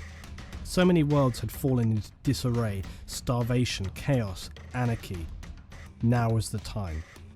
This would be the time where the mysterious and powerful Psyker who had wandered amongst humanity for thousands of years would come to the fore to lead humanity from an edge of unsalvageable darkness back into the light and resume their place as a meaningful power in it the almost galaxy. seems like Earth predatory. Gotta hit an all-time low for my job to work. Barren wasteland. Its population slaughtered, and all that remained were degenerate, feral nomads fighting for irrelevant territories. Insane wandering prophets and cyber-augmented techno-barbarians who lived for nothing other than to fight, created in the cradle of world-ending war. Frail empires would rise and disintegrate as quickly and forgettably as they had risen. No tribe or faction had enough power or resources to make any meaningful stand, and so it went on, pathetic fighting over the remnants of a ravaged world. At least now maybe they would have something to fight for. Out of this seemingly endless horror came a single man, a warlord like no other. His title in these early days is unknown, but we would know who he would rise to become: the Emperor of Man. How did he go about this? He would first what conquer I'm really curious and about. then rebuild humanity, leading it into the light, saving it from itself to form his autocracy, known as the Imperium of Mankind. Like, did he just need to do like a show of strength, like show up to these like completely like fractured worlds and just like put everyone in their place and they have no reason but to follow? But like, aren't they almost so lost, so savage, so tribal at this point? Like, what would civilize them in a way? Kind of curious about this process. Well, they had to wait for the warp storms to subside before off-world travel was really possible to many worlds. Yeah, I guess he couldn't get around the same way, but he was able to navigate through the warp. He slaughtered anyone who wouldn't stand with him on Earth. He created super soldiers to do it. I guess that's one way to get people to abide and be loyal. Unlike so many before him though, he had power not only as an unstoppable warrior, but in many other traits such as rational thinking, tactics, philosophy, economics, compassion, foresight, He learned and perhaps everything. most importantly, a genius of science, everything and more that would be required for a supreme leader. The Emperor, though, fought not for selfish personal gain or bloodlust of war like all the other scattered remnants of humanity left on Earth. He had selfless, higher goals to restore humanity spiritually, intellectually, and physically, to revert us to a time of strength and Dang, prosperity. that's a process on its own right there. These were the years of the Unification Wars. The Emperor had long held a facility deep in a range of mountains previously known as the Himalayas. Yeah, this we know. This was his most significant stronghold and would later become the Imperial Palace. Here he experimented with genetics as well as developing and constructing weapons and armour for his warriors. In the earliest days, he would physically and genetically augment some of the most powerful barbarians. These humanoids would become known as the Thunder Warriors. The very first of their kind and the most basic template for what would eventually become the Imperial Space Marines. The They must Astartes, have some level of the greatest trauma. warriors in the galaxy.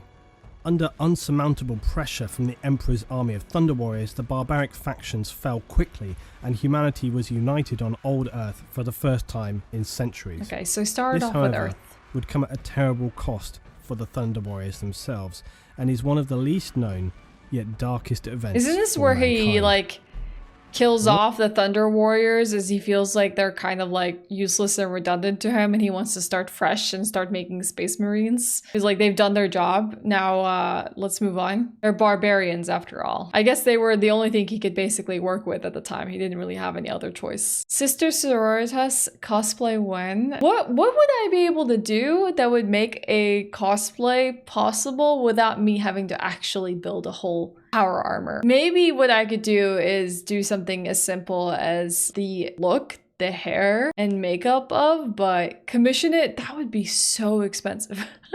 That would be like thousands of dollars. That is a very big undertaking of a cosplay. Sister Hospitalier or Sister Repentia are less armory. Are those the ones that wear like close to nothing? I will consider some aspect of cosplaying them, but I've said this before. If I had someone who could just lend me some armor or had like made it for me, I would 100% cosplay it. Repentia were little, okay. Are modest, I see. I'll have to take a look then. We'll see what is possible within the realm of cosplay. In old lore, it wasn't the Himalayas, it was Nottingham, UK. Interesting. Does that happen to be the birthplace or the home of Games Workshop? In order to unify Earth and bring humanity back on the path of advancement and strength, the Emperor had found it necessary to in part cleanse the savagery that had grown on the Bye, war-torn Thunder planet. Warriors. This sadly meant the death of many arguable innocents during the Unification Wars, as well as the eradication To, like, of the purge last the remaining pain. religious church on Earth, known as the Church of the Lightning Stone. The Emperor is known to have personally spoken to the last remaining priest before bringing in his new age of enforced secular rationalism and the ideology known as the Imperial Truth. This essentially tells that humanity are now those destined to be the rulers of the galaxy. The Eldar had their chance and failed, and now humanity are the best set to take their place as the dominant force. This ideology would soon be brought to all the scattered worlds of humanity in the long crusade that was yet to come. Now, the official version of things tells how the last battle of the Unification Wars takes place on Mount Ararat. This siege to cleanse the last of the techno-barbarians from the ruined wastes on Earth and finally bring it back to a time of peace and growth was said to be so brutal that waves of Thunder Warriors fell against the rocks in resistance and were slain to a single man, the legendary warrior Arik Taranis, the Lightning Bearer. He would raise the banner of lightning to mark the end of the Unification Wars, setting in place the rule of the Emperor of Man, before he too would fall to fatal wounds suffered in this battle How of legend. convenient, huh? As with many things, the official version is not the end of the story. The actuality of the event was darker and far more sinister. The Emperor knew that in order to restore peace growth, and a sense of civilization to his new and expanding empire, he would require a more stable and balanced force than the Thunder Warriors, who were essentially just adept brutes recruited from the wasteland, albeit clad in the earliest Imperial armor. In a necessary betrayal, the Emperor realized that in order to safeguard what he had achieved, his army of barbaric fighters could not exist past this time. It is believed that he actually ordered the many Thunder Warriors who had survived the final battle to be slaughtered by his elite guard, and possibly even some of the early proto-Astartes, who were at this time far advanced beyond most of his standard I've always force. figured that he might have taken This a terrible more secret personal has been role concealed here. from the people of the Imperium for more than 10,000 years. But Were it did ever come to be light. revealed, the consequences could be unimaginably Oh. disastrous. Wait, so this piece of information hasn't been released to the Imperium. So this is one of like the best kept secrets that he purged his own. The Emperor, though, saw this necessary evil had to come to pass for the greater good, a sacrifice of the few to save the many who would I come. mean, I feel like people would accept The that, Thunder right? Warriors At this were built point in for time. war, and It's war their alone, faith in and the, would not be able to adapt to a time of Imperium of peace, Man. and could even have turned a vital tool into a dangerous, unstable threat that could unbalance all that he had achieved. In order for the next stage of his plans, he also required that humanity rally behind him as the sole and most powerful force.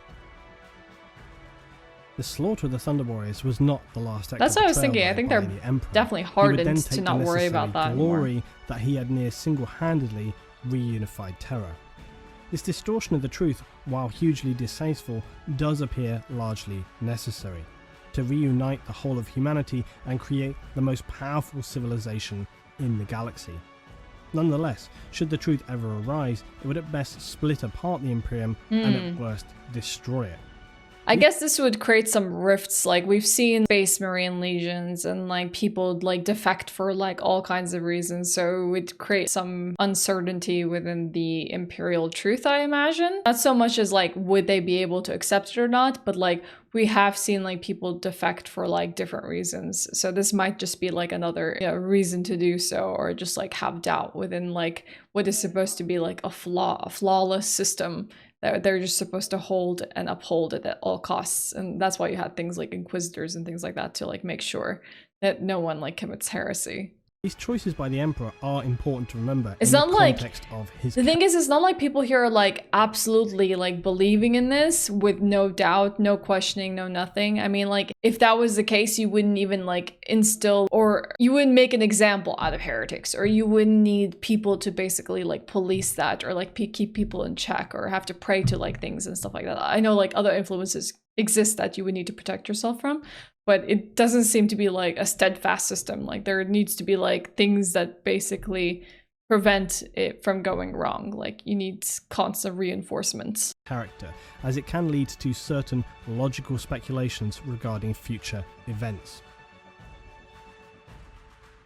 Some Thunder Warriors, though, would find fate on their side and escape this mass killing and live on as homeless unknowns, seeking out a miserable existence at the bottom of society.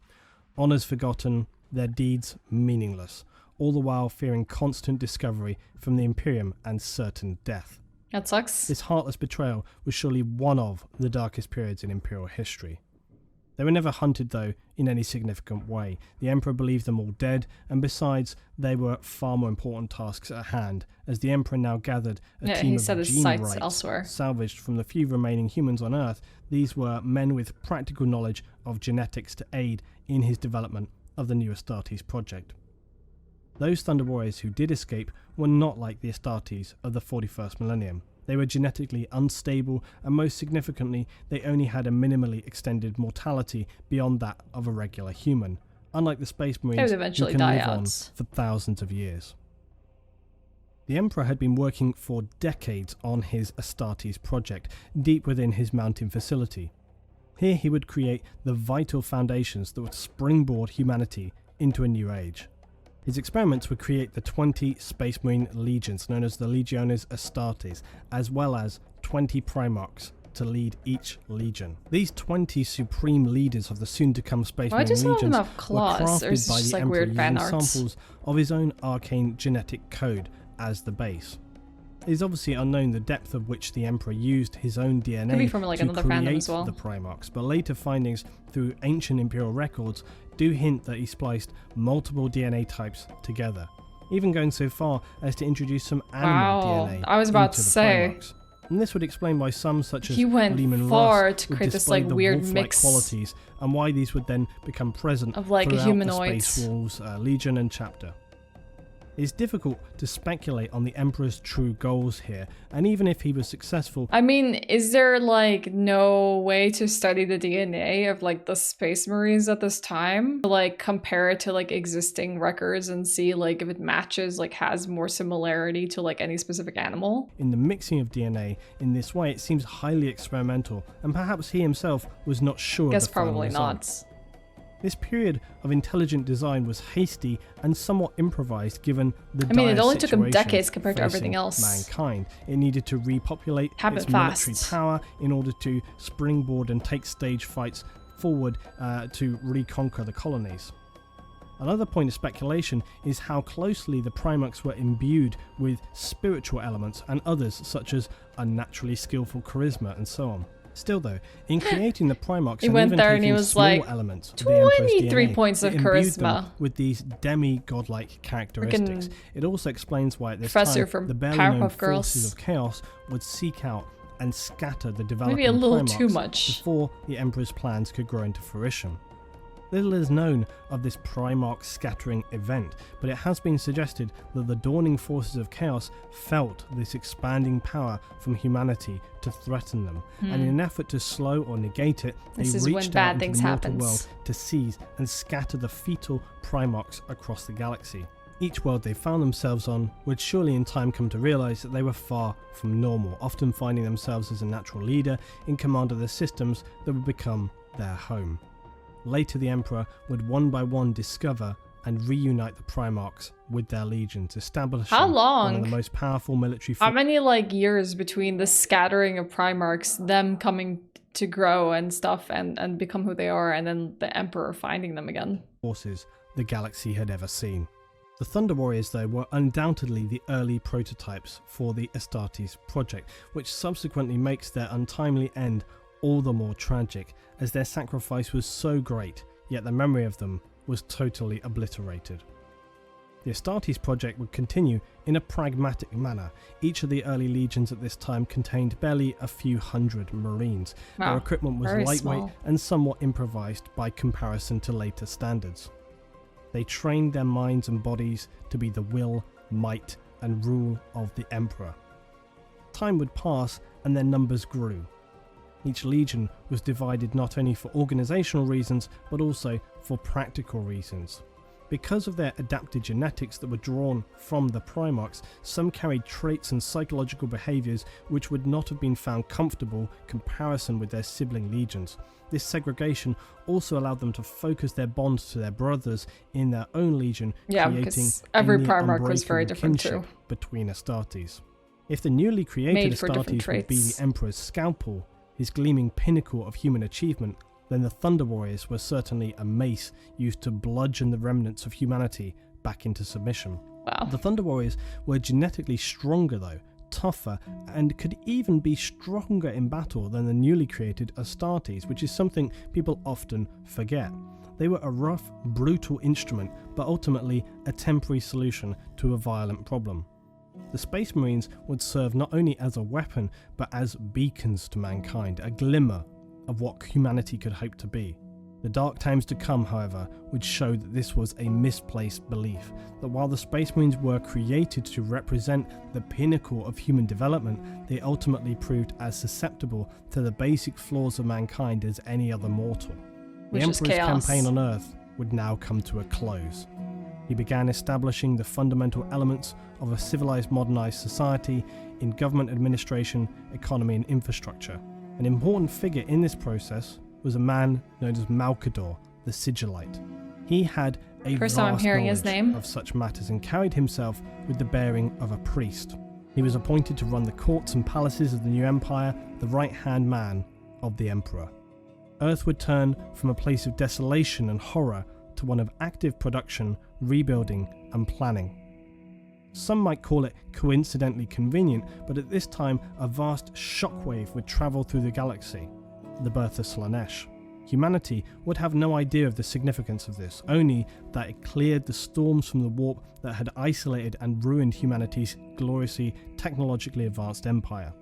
Again though, we could speculate that the Emperor had foreseen these events and the necessity of preparing Earth for this time. On Mars, the humans of the cult Mechanicus, that is those who worship machines, would become... So I guess that's why he didn't go elsewhere or anything like that, was because the storms haven't calmed and he really just wanted to like make sure that Terra was secure before going and doing anything else. This was like his only prerogative. Malkador is another perpetual, by the way. Okay. become aware of this unification on Earth, as information through distant communication and physical observations. They viewed this new emperor as a man in alignment with their own agenda. So they just Mars, like during the accepted Dark him. Age of technology, had been a planet with a single purpose, a powerhouse of production for this age, consolidating ships and weapons, including the vast Titans, hundreds of feet tall, gigantic bipedal war machines whose very presence could end conflicts before they began. Since the end of this age, cults had risen across Mars, and the most prevalent of these was the Mechanicus, whose ideology included the veneration and acquisition of these ancient but... Is that why tech priests and stuff are not exactly like 100% absolute to the emperors, because they had machine spirit and stuff because they were like on their own doing their own thing before like the emperor was even like a known existence, and also just because like they're just okay, like okay, you can pray to the machine god, you can also like accept me. The way the Imperium got around is just declaring your god as an aspect of the emperor and calling it a day. Highly advanced technologies from the period known as the Dark Age of Technology. During the period of isolation known as the Age of Strife, Mars had undergone a similar societal collapse comparable to that of Earth. With all trade cut off, they had insufficient water and food to supply the populace. That sucks. A civil war would follow, as well as the collapse of some planetary infrastructures that shielded their little remaining hydroponics and food production systems. This would lead to a further collapse of the already fragile supporting systems. The Techs, an established Mechanicum, decided the best way to survive this apocalypse would be to retreat into underground bunkers which had been mined out, creating vast cities below the surface. Little is known at this time, but evidently prior to their seclusion, the Mechanicum Techs were a cult who would bear a respect and drive to recover, protect and utilise the lost technologies of mankind. Upon their rise from the subterranean depths, they had in this time translated this over into a complete faith. The tech priests of the Mechanicum... Am I wrong? Maybe my memory here is really incorrect. In Space Marine 2, did we ever go to a Forge world? Like, Mars were way too strong to fight, but too useful to kill. ...translated this over into a complete faith. The tech priests of the Mechanicum, along with their troops, would very quickly subdue the insane irradiated savages who remained on the surface and begin the process of rebuilding and redeveloping Mars to be completely self-sufficient. This, in combination with their access to some of the most powerful war machines ever forged in the galaxy, would without doubt leave the Mechanicus in a position of some power. That's fair. To the cult of Mechanicus, who are now becoming aware of this emperor They figure need the who had emperor to surfaced do on what they Terra, did. a man of science and technology, this was obviously appealing to the Mechanicus, and some tech priests on Mars even began to suggest that the emperor was a man of such power as to rival their own machine god and fulfill an ancient prophecy in their faith of techno-mysticism. Debates raged on Mars between the priesthood regarding how to treat this new development. This puts so All the much while, in context the about the Emperor, tech bearing his priests. power of immense foresight, would not be ignorant of the Mechanicum, and he slowly and steadily would begin to craft his new plans accordingly. I wouldn't be shocked if Mechanicum, when pressed into danger, would just bring out some unknown until this point.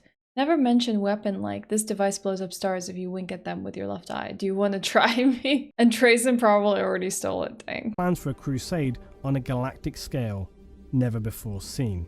Its purpose? To locate the lost Primarchs, to reunite the territories of humanity, forge a new Imperial Empire, and thrust the Imperium of Man It's into a good position mission. of complete dominance and power throughout It benefits the them galaxy. to keep thriving. The Emperor's plan was one of absolute submission. Anyone who stood against the Imperial truth would be cleansed and destroyed. The Mechanicum of Mars were one of the few exceptions. The Emperor knew that any battle to try and claim dominance over the cult Mechanicum would be hugely counterproductive. Yeah. Even if he could claim... The same thing, I guess, that will happen with Man and Man of Iron is look at the devastation that caused, and imagine now as like he's trying to rebuild the Empire of Man, you know, and he just started to get things going and rolling to have a big fight with Mars and tech priests, and then just even put Man at that kind of risk. It just doesn't seem very worth it when he has like different goals and different things to like accomplish at this time. This would not bode well for them, especially now that like they could probably get through the warps and stuff like more stably. So like Mars could like basically become its own entity, and then he wouldn't be able to like unify them at all. Plus like there's some semblance of like logic and a system here and a society, and on Earth he just had to deal with barbarism and just conquer that. But like now it's like a whole other story. Maybe at this point he's not strong enough to like even think about like opposing this, not without like some catastrophic losses in the process. Plus, they have some good knowledge here. Over them, the cost to his new Astartes force would be severe. Yeah, and there were only like several hundred Marines and not good weapons and everything. Rare alliance with the Council of Tech Priests. In offering them assistance in their own goals and acquisitions of new and lost tech throughout the galaxy, they would provide support, construction of war gear, and tech to Imperial good forces. Alliance. They also were one of the exceptional entities to be allowed to maintain a state of semi-independence within the Imperium, a fairly unique position. I mean, if you tried to rule over them, they probably wouldn't have agreed to travel through the warp again in search of fabled STC units. All of this suited the Mechanicum and Imperium in a symbiotic relationship, and an alliance was created. Does that mean there's a possibility that one day we can like actually see the tech priests like defecting?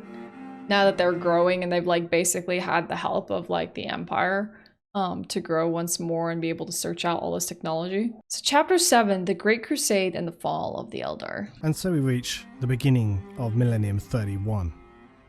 With Mars now allied to the Emperor's Imperium, the Legiones Astartes war machine had significantly expanded. The Mechanicum would provide the battle barges needed to transport the Space Marines throughout the galaxy. They also brought to the table the Titans, some of the most powerful war machines ever created. Titans, Their very barges. presence on approaching a humanoid system would often be enough to prevent a conflict. The shock and awe of facing such incomprehensible opponents would quickly lead a populace to understand they had no hope of preventing the Imperial Expeditionary Forces from achieving their goals. The crusade would initially be led by the Emperor himself, as he commanded a massive fleet of Astartes. As the crusade gathered pace and the Primarchs were recovered, these expeditionary fleets would number in the thousands. Before we talk about the crusade itself though, which I have tried to condense as much as possible, I want to first talk briefly on the Astartes or Space Marines. Now, a regular misconception about Space Marines is that because they wear near identical armour and were originally produced via a variation of cloning, or at least grown in a lab, that they somehow have no personality or little differentiation between them. It is also often assumed that Space Marines will blindly follow any commands given. Just because you like splice them or like created them in the lab does not mean that they don't have the basic components that make humans humans, which is like free will and stuff like that, unless you kind of somehow figured out how to remove that and just make them drones more than anything else. Because yeah, I guess you don't want them to be like the generic like Star Wars like clones or anything like that. You don't want them to be just like an army that is all like pretty much the same, even though there's technically like different names and different identities for them. Like you kind of want them to be able to differentiate themselves to a certain degree. Maybe it just makes also people loyal to like specific factions and stuff. God, this is making me froth at the mouth for the Rogue Trader DLC so I could do my second playthrough. Would anyone be interested in seeing me play some of like the other Warhammer games, even just like lightly? To the letter, no matter the consequences. After all, they are the superior, unquestioning warriors in the universe, right? Both of these myths is fundamentally wrong. Each Space Marine is an individual person with their own character, traits, to an extent personal principles. There are many documented events in which these human elements would have a role to play in subsequent events. It'd be boring if, or not really inspiring if they didn't have human elements. Human, and as such the Emperor deemed it necessary to have a senior position with whom Astartes could use as a point of reference to discuss matters of morality, to understand their purpose, their mission, and sometimes to give guidance beyond purely military matters during the Crusade and the expeditionary forces. Enter the Iterators. Iterators. Imperial Iterators were the most persuasive of public speakers. They are masters of manipulating a crowd's opinion, and Iterators would counsel also Marines as they voyaged through the galaxy. I can think of Iterators in our timeline. Went beyond this and was critical at the inception of the Great Crusade. They were placed among the expeditionary forces to aid in reuniting humanity and turning lost human civilizations to the Imperial cause. The Emperor appointed them to spread the Imperial truth. Truths such as the rejection of religious faith to enforce secular rule, and unnecessary wasteful squabbling over power and resources. These were all seen as significantly counterproductive and opposite to the objective. So these servo skulls like serve as speakers here to just like make sure to like communicate the message among the masses. Mechanicus was released in 2018, not too long ago. That'd be cool to see you play Warhammer stuff as you, especially as you've done the lore. Yeah, just to like see what we find. Objectives of the Imperium. The first Primarch to be reunited with the Imperial fleet was Horus of the Lunar Wolves. He greatly admired the Iterators' work, so much so that he asked them to also tutor his captains and legionnaires. Horus believed that once the crusade was completed, there would be an end to the war, and that the Astartes would first need to find a peacetime vocation. The most famous Iterator during the Great Crusade was primary Iterator Kyril Sindaman, who served aboard Horus's flagship.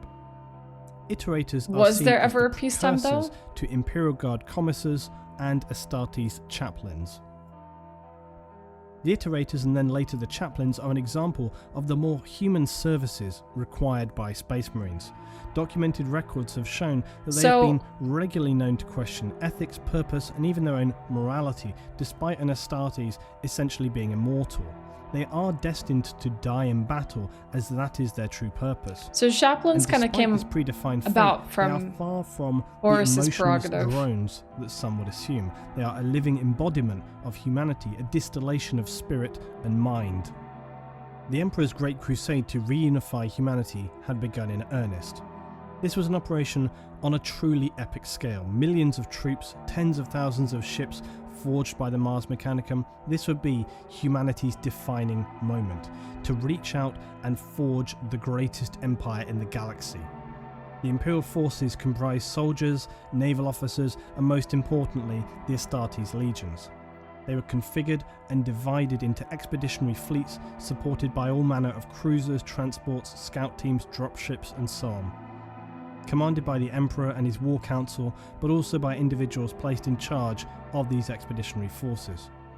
It's important to remember that these forces were as much exploratory as they were tasked with an important mission. A great deal of time had passed during the Age of Strife, as well as incalculable quantities of data had been lost in the process. The Imperial forces simply didn't know exactly where all the colonies were, nor their status. They know what they were going to find. Had they been destroyed in civil war, alien genocide, or perhaps the opposite and expanded to a degree where they would not need aid, but instead submission? All of these were unknowns. Many locations could be estimated as to whether or not they had been colonized in the past. The Mechanicum could provide some information from past scripture as to where human colonies had been located, although that's even more difficult. The fact that they don't know where humanity had spread to would make it even harder to reach them or do something with them. You're currently addicted to Balatril. When did this happen? Are you enjoying it? Mechanicus is a great atmospheric music and helps you understand the Mechanicum as a whole. Okay, cool. And more importantly, they wanted to know where we could find ancient and undiscovered technology. The expeditionary fleet would even initiate a search on the basis of myths and rumour. No stone was to be left unturned in the search for the lost civilizations of mankind. Before they embarked on their journey though, one other important task was required. Although the warp storms had subsided, allowing travel once again across great distances, the navigator class from the past that would guide ships through the warp. This system though was far from perfect. People still the navigator gene now? Had a greater plan. On Earth, the Emperor ordered construction of the Great Astronomicon. Tech priests from Mars were drafted in to aid in this project, and its purpose would be to enable the Emperor to guide, humanity oversee, and command his vast the fleet, warps. all from Terra. It created a system for him to focus, amplify, and broadcast psychic signals and energy. It would stand as an unchanging marker, a lighthouse for the navigators, a point of reference around which they could plan all their travels. This certainly was an important factor in the success of the Crusade, as it enabled the navigators to travel through the warp I guess in they great are leaps still and navigators. faster than they ever had done before. In addition to this, the Emperor would also create the astropaths. These were powerful psykers whose sole task would be in relaying communications from the fleet and later the established Imperium back to the ruling council on Terra. The vast distances involved meant that the astropaths would become the only communication link between Terra I wonder how and the distant instant colonies. that communication is. However, as with the Eldar, the risk of possession to the astropaths by warp demons consuming the psykers and thereby enabling them to travel into the material world was one that the Emperor was all too aware of, especially after his primarchs had been scattered throughout the galaxy. To this end, the astropaths would undergo an extreme and harsh process of toughening against the threat of warp entities. Okay. The Emperor himself would manipulate and reform their mind into a protective vessel, making them nearly immune to risks from the warp. This process, though, was agonizing and extremely dangerous. I don't know if I've ever asked this, but then what makes the sisters immune to chaos? Is it just like their faith? Is that like literally the only element? Because like here, would they call them psycho somethings that like communicate with the rest? They were reformed to be able to resist chaos. They aren't. They get corrupted.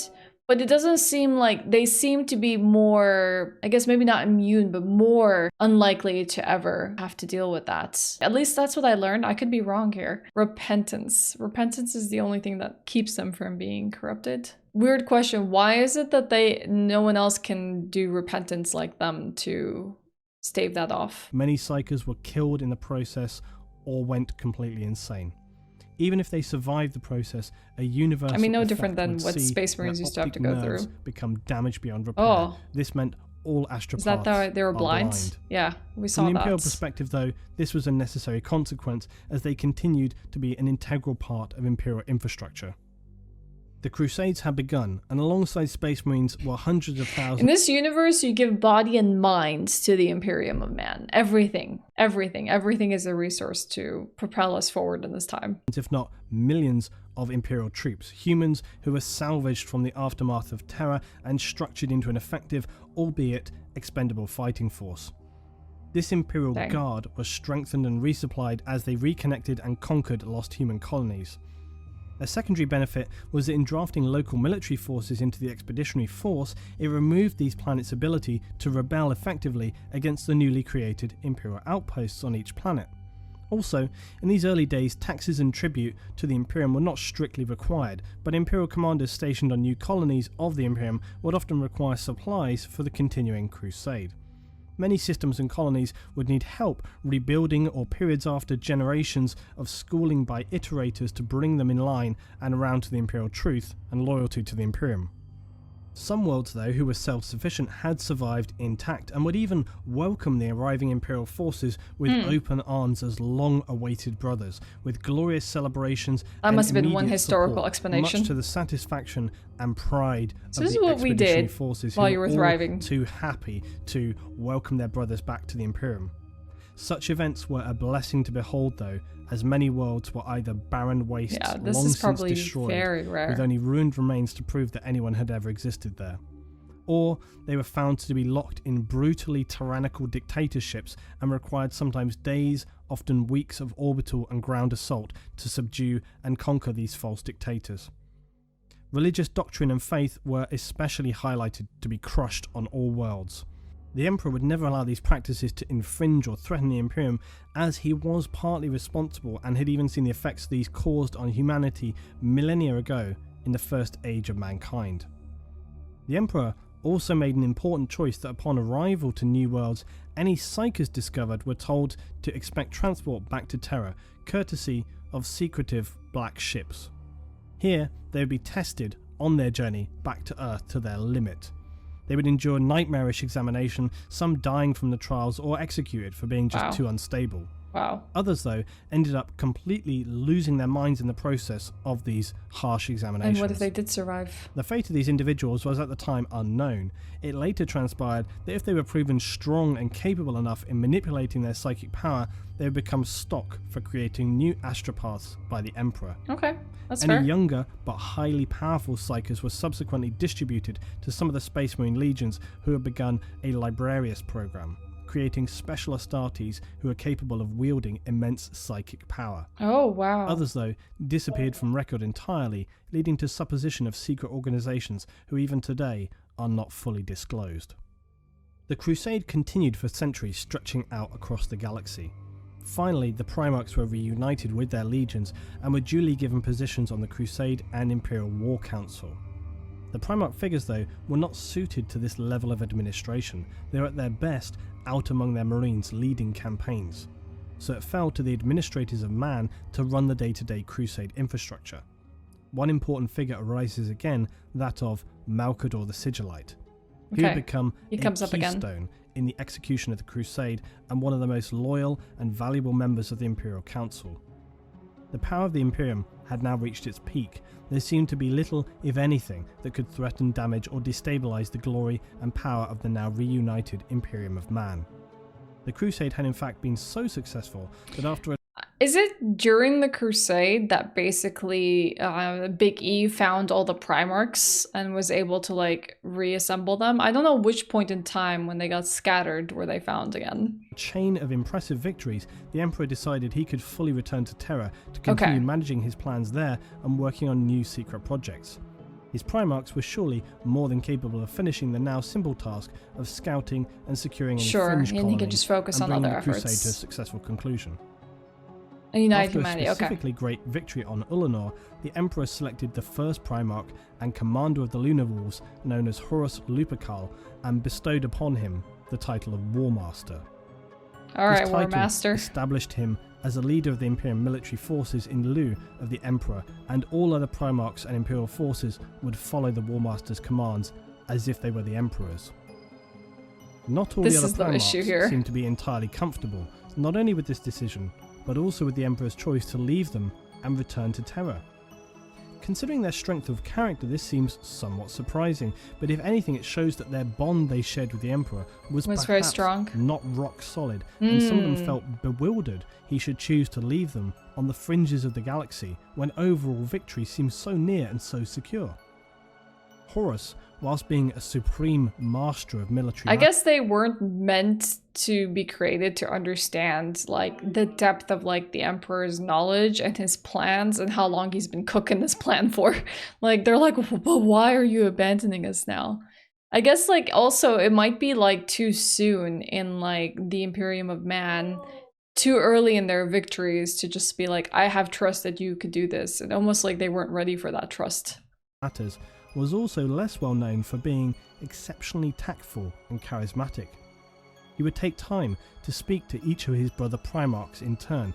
Understanding them as he did, he would employ his various skills of perception and charisma to appeal to their individual natures and reassure them that although the Emperor had granted him this glorious honour, it was the Brotherhood together who would achieve the ultimate victory.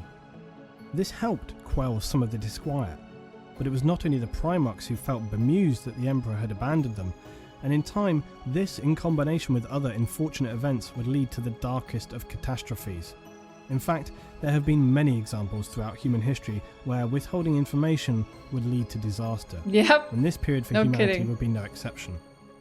The Emperor's decision to not make his Space Marines aware of the dark Big E forces failed. of chaos for their own benefit. In fact, even to this day, the vast majority of the Imperial citizenship lives blissfully unaware of the darkness Oh, that wow. lies in the Immaterium. The Emperor's That's precise reasons for this amazing. are not crystal clear. Perhaps he felt that humans were too easily persuaded or tempted by the promises of Or quick, they easy would give power. up knowing But that whatever there's the something reason, scary out the there. consequences for the Primarchs and Space Marines to not be They able would to descend see into this chaos danger, again. as well as the Imperium, would be disastrous. The Astartes legions had encountered vague clues and shrouded warnings on some lost human worlds they encountered, whispers in the wind, apparent possession of Marines.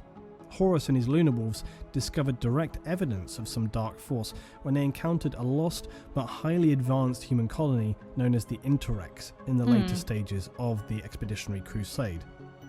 As the fleet travelled to the Interrex homeworld, they engaged in extended peaceful negotiations. Again, this was an example of the Space Marines, and notably Horus, not giving preference to immediate combat, but in choosing a peaceful option if this was viable to them. If you can unite them, why not? Their mission of Imperial Truth was without question. It was the only resolution that would ever be acceptable. But they talked it out first. Now, during this encounter, Garviel Loken, who was the Lunar Wolves' 10th captain and a member of the Mournival, the Mournival was a close and under Imperial rule illegal clique of brothers, but one which Horus had allowed to exist so as to help advise him on matters of importance. Loken was among the War Masters' party when they attended a reception with these Interrex during negotiations. He was drawn into a casual conversation with one of the Interrex guard, who admitted that the Interrex had learned to tread carefully with any newcomers to their people because they feared the taint of chaos with a K on these newcomers. It becomes apparent that the Interrex colony had made dealings with the Xenos race, the Eldar, during the Age of Strife, and the Interrex explain how it is their understanding from what they could discern from the Eldar that chaos is a threat like no other. The Inquisition holds back all knowledge of chaos because they're afraid that people who might know will fall to chaos. Is that enough? Like, knowledge of it makes them susceptible enough to chaos? The Interrex explain how it is their understanding from what they could discern from the Eldar that chaos is a threat like no other. That it would not appear This is where they brutal learn what or the real blunt at problem first, is. but subtly. They feared chaos deceptively approaching their space, posing as a friend, seeking to bleed its way into their confidences, and then destroy them mercilessly from through that the inside negotiation. out. Loken was shaken at these unknown revelations. And That's so interesting. So what was the Emperor telling them at this time? Was he telling them that we just need to regain strength and we need to reunite our brothers and humans spread across the universe? He wasn't telling them, oh, by the way, what actually happened was this chaos god was born, and then that's what was causing all these issues, and now the storms are calm, but don't worry, we gotta worry later on about this like other entity chaos. So now it's making itself known. Horus would later assure him that there is no fundamental evil in the galaxy. Unless Horus knows something he doesn't know. But the seeds of suspicion are planted. Loken cannot shake this feeling that something somewhere is wrong. But before he'd have any opportunity to follow up and explore these doubts, a break-in occurs in one of the Interrex's most sacred museums, and a highly advanced blade known as an anatheme is stolen. At this time, despite Horus's pleas for restraint, negotiations would now collapse, and the Lunar Wolves and the advanced Interrex would fall into all-out conflict. The Space Marines of Horus are ultimately victorious over the Interrex, but it's a victory Horus takes no pleasure in, as it's born out of misunderstanding and was a tragic, unnecessary conflict. That sucks. These events, though, would become just a singular fragment in a deteriorating pattern of troubles that would haunt and gesticulate within Horus, as well as his unease then irradiating out into his brother Primarchs, the Mournival, his and other legions. When he was trying to reunite everyone, when sequence of events had Big E went back home, and their cascade things are getting worse. Prevented. So why are these events so important? Well, for one, it gives more insight into the fact that at the time, it seems barely any Space Marines at any level of rank had any knowledge of chaos. And if they did, it was only the vaguest of suspicions, the kind that could easily be brushed off by speaking to, say, some iterators. They had no idea about the true nature or capabilities of the malevolent force known as chaos. By comparison, the Emperor understood all too well the dark forces that had very recently annihilated the Eldar and consumed so many human colonies throughout the Age of Strife.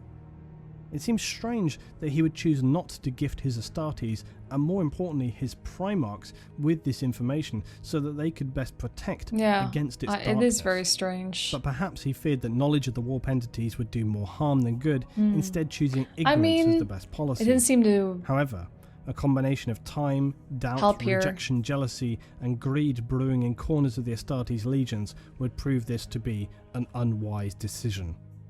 So he's not flawless, let's put it that way. To be continued. Wow, we digested the entire first part of the Emperor of Man. I guess this is where the Horus stuff comes in, and this is where the Age of Imperium will carry on. That kind of sucks. I didn't actually know that he like concealed so much from them. If there was a theory that like the Emperor, before he was the Emperor, protected humanity from chaos and anyone getting influenced by it, why did he just not offer the same level of protection when he made himself known and started to reunite humans? I don't know. The Emperor said, "There are no gods. It is our place to take the dominant throne of the universe." Ah, so he like led them to believe that it was their rightful thing and they had no one to contest them. That is rough. That makes it very interesting. That kind of also puts like Horus into perspective here, because like all I'd ever known is heresy of Horus, and this is how the Emperor fell and Emperor had to deal with Horus. I don't know. They kind, maybe heretical for me to say this, they kind of seem justified. If I was kept in the dark, I probably too would be very mad, like what the heck? And like this is where like we get to see like that free will as well of the Space Marines and man, and then they're just like clones. They just have their own personalities and traits and all that kind of stuff, which may be also a mistake, but I mean, I think it's also one of the strengths of like humanity to be their own people. That was really cool. It was a huge dive into the Emperor of Man, a bigger understanding of like just the growth of mankind, and also when the Emperor became introduced into this.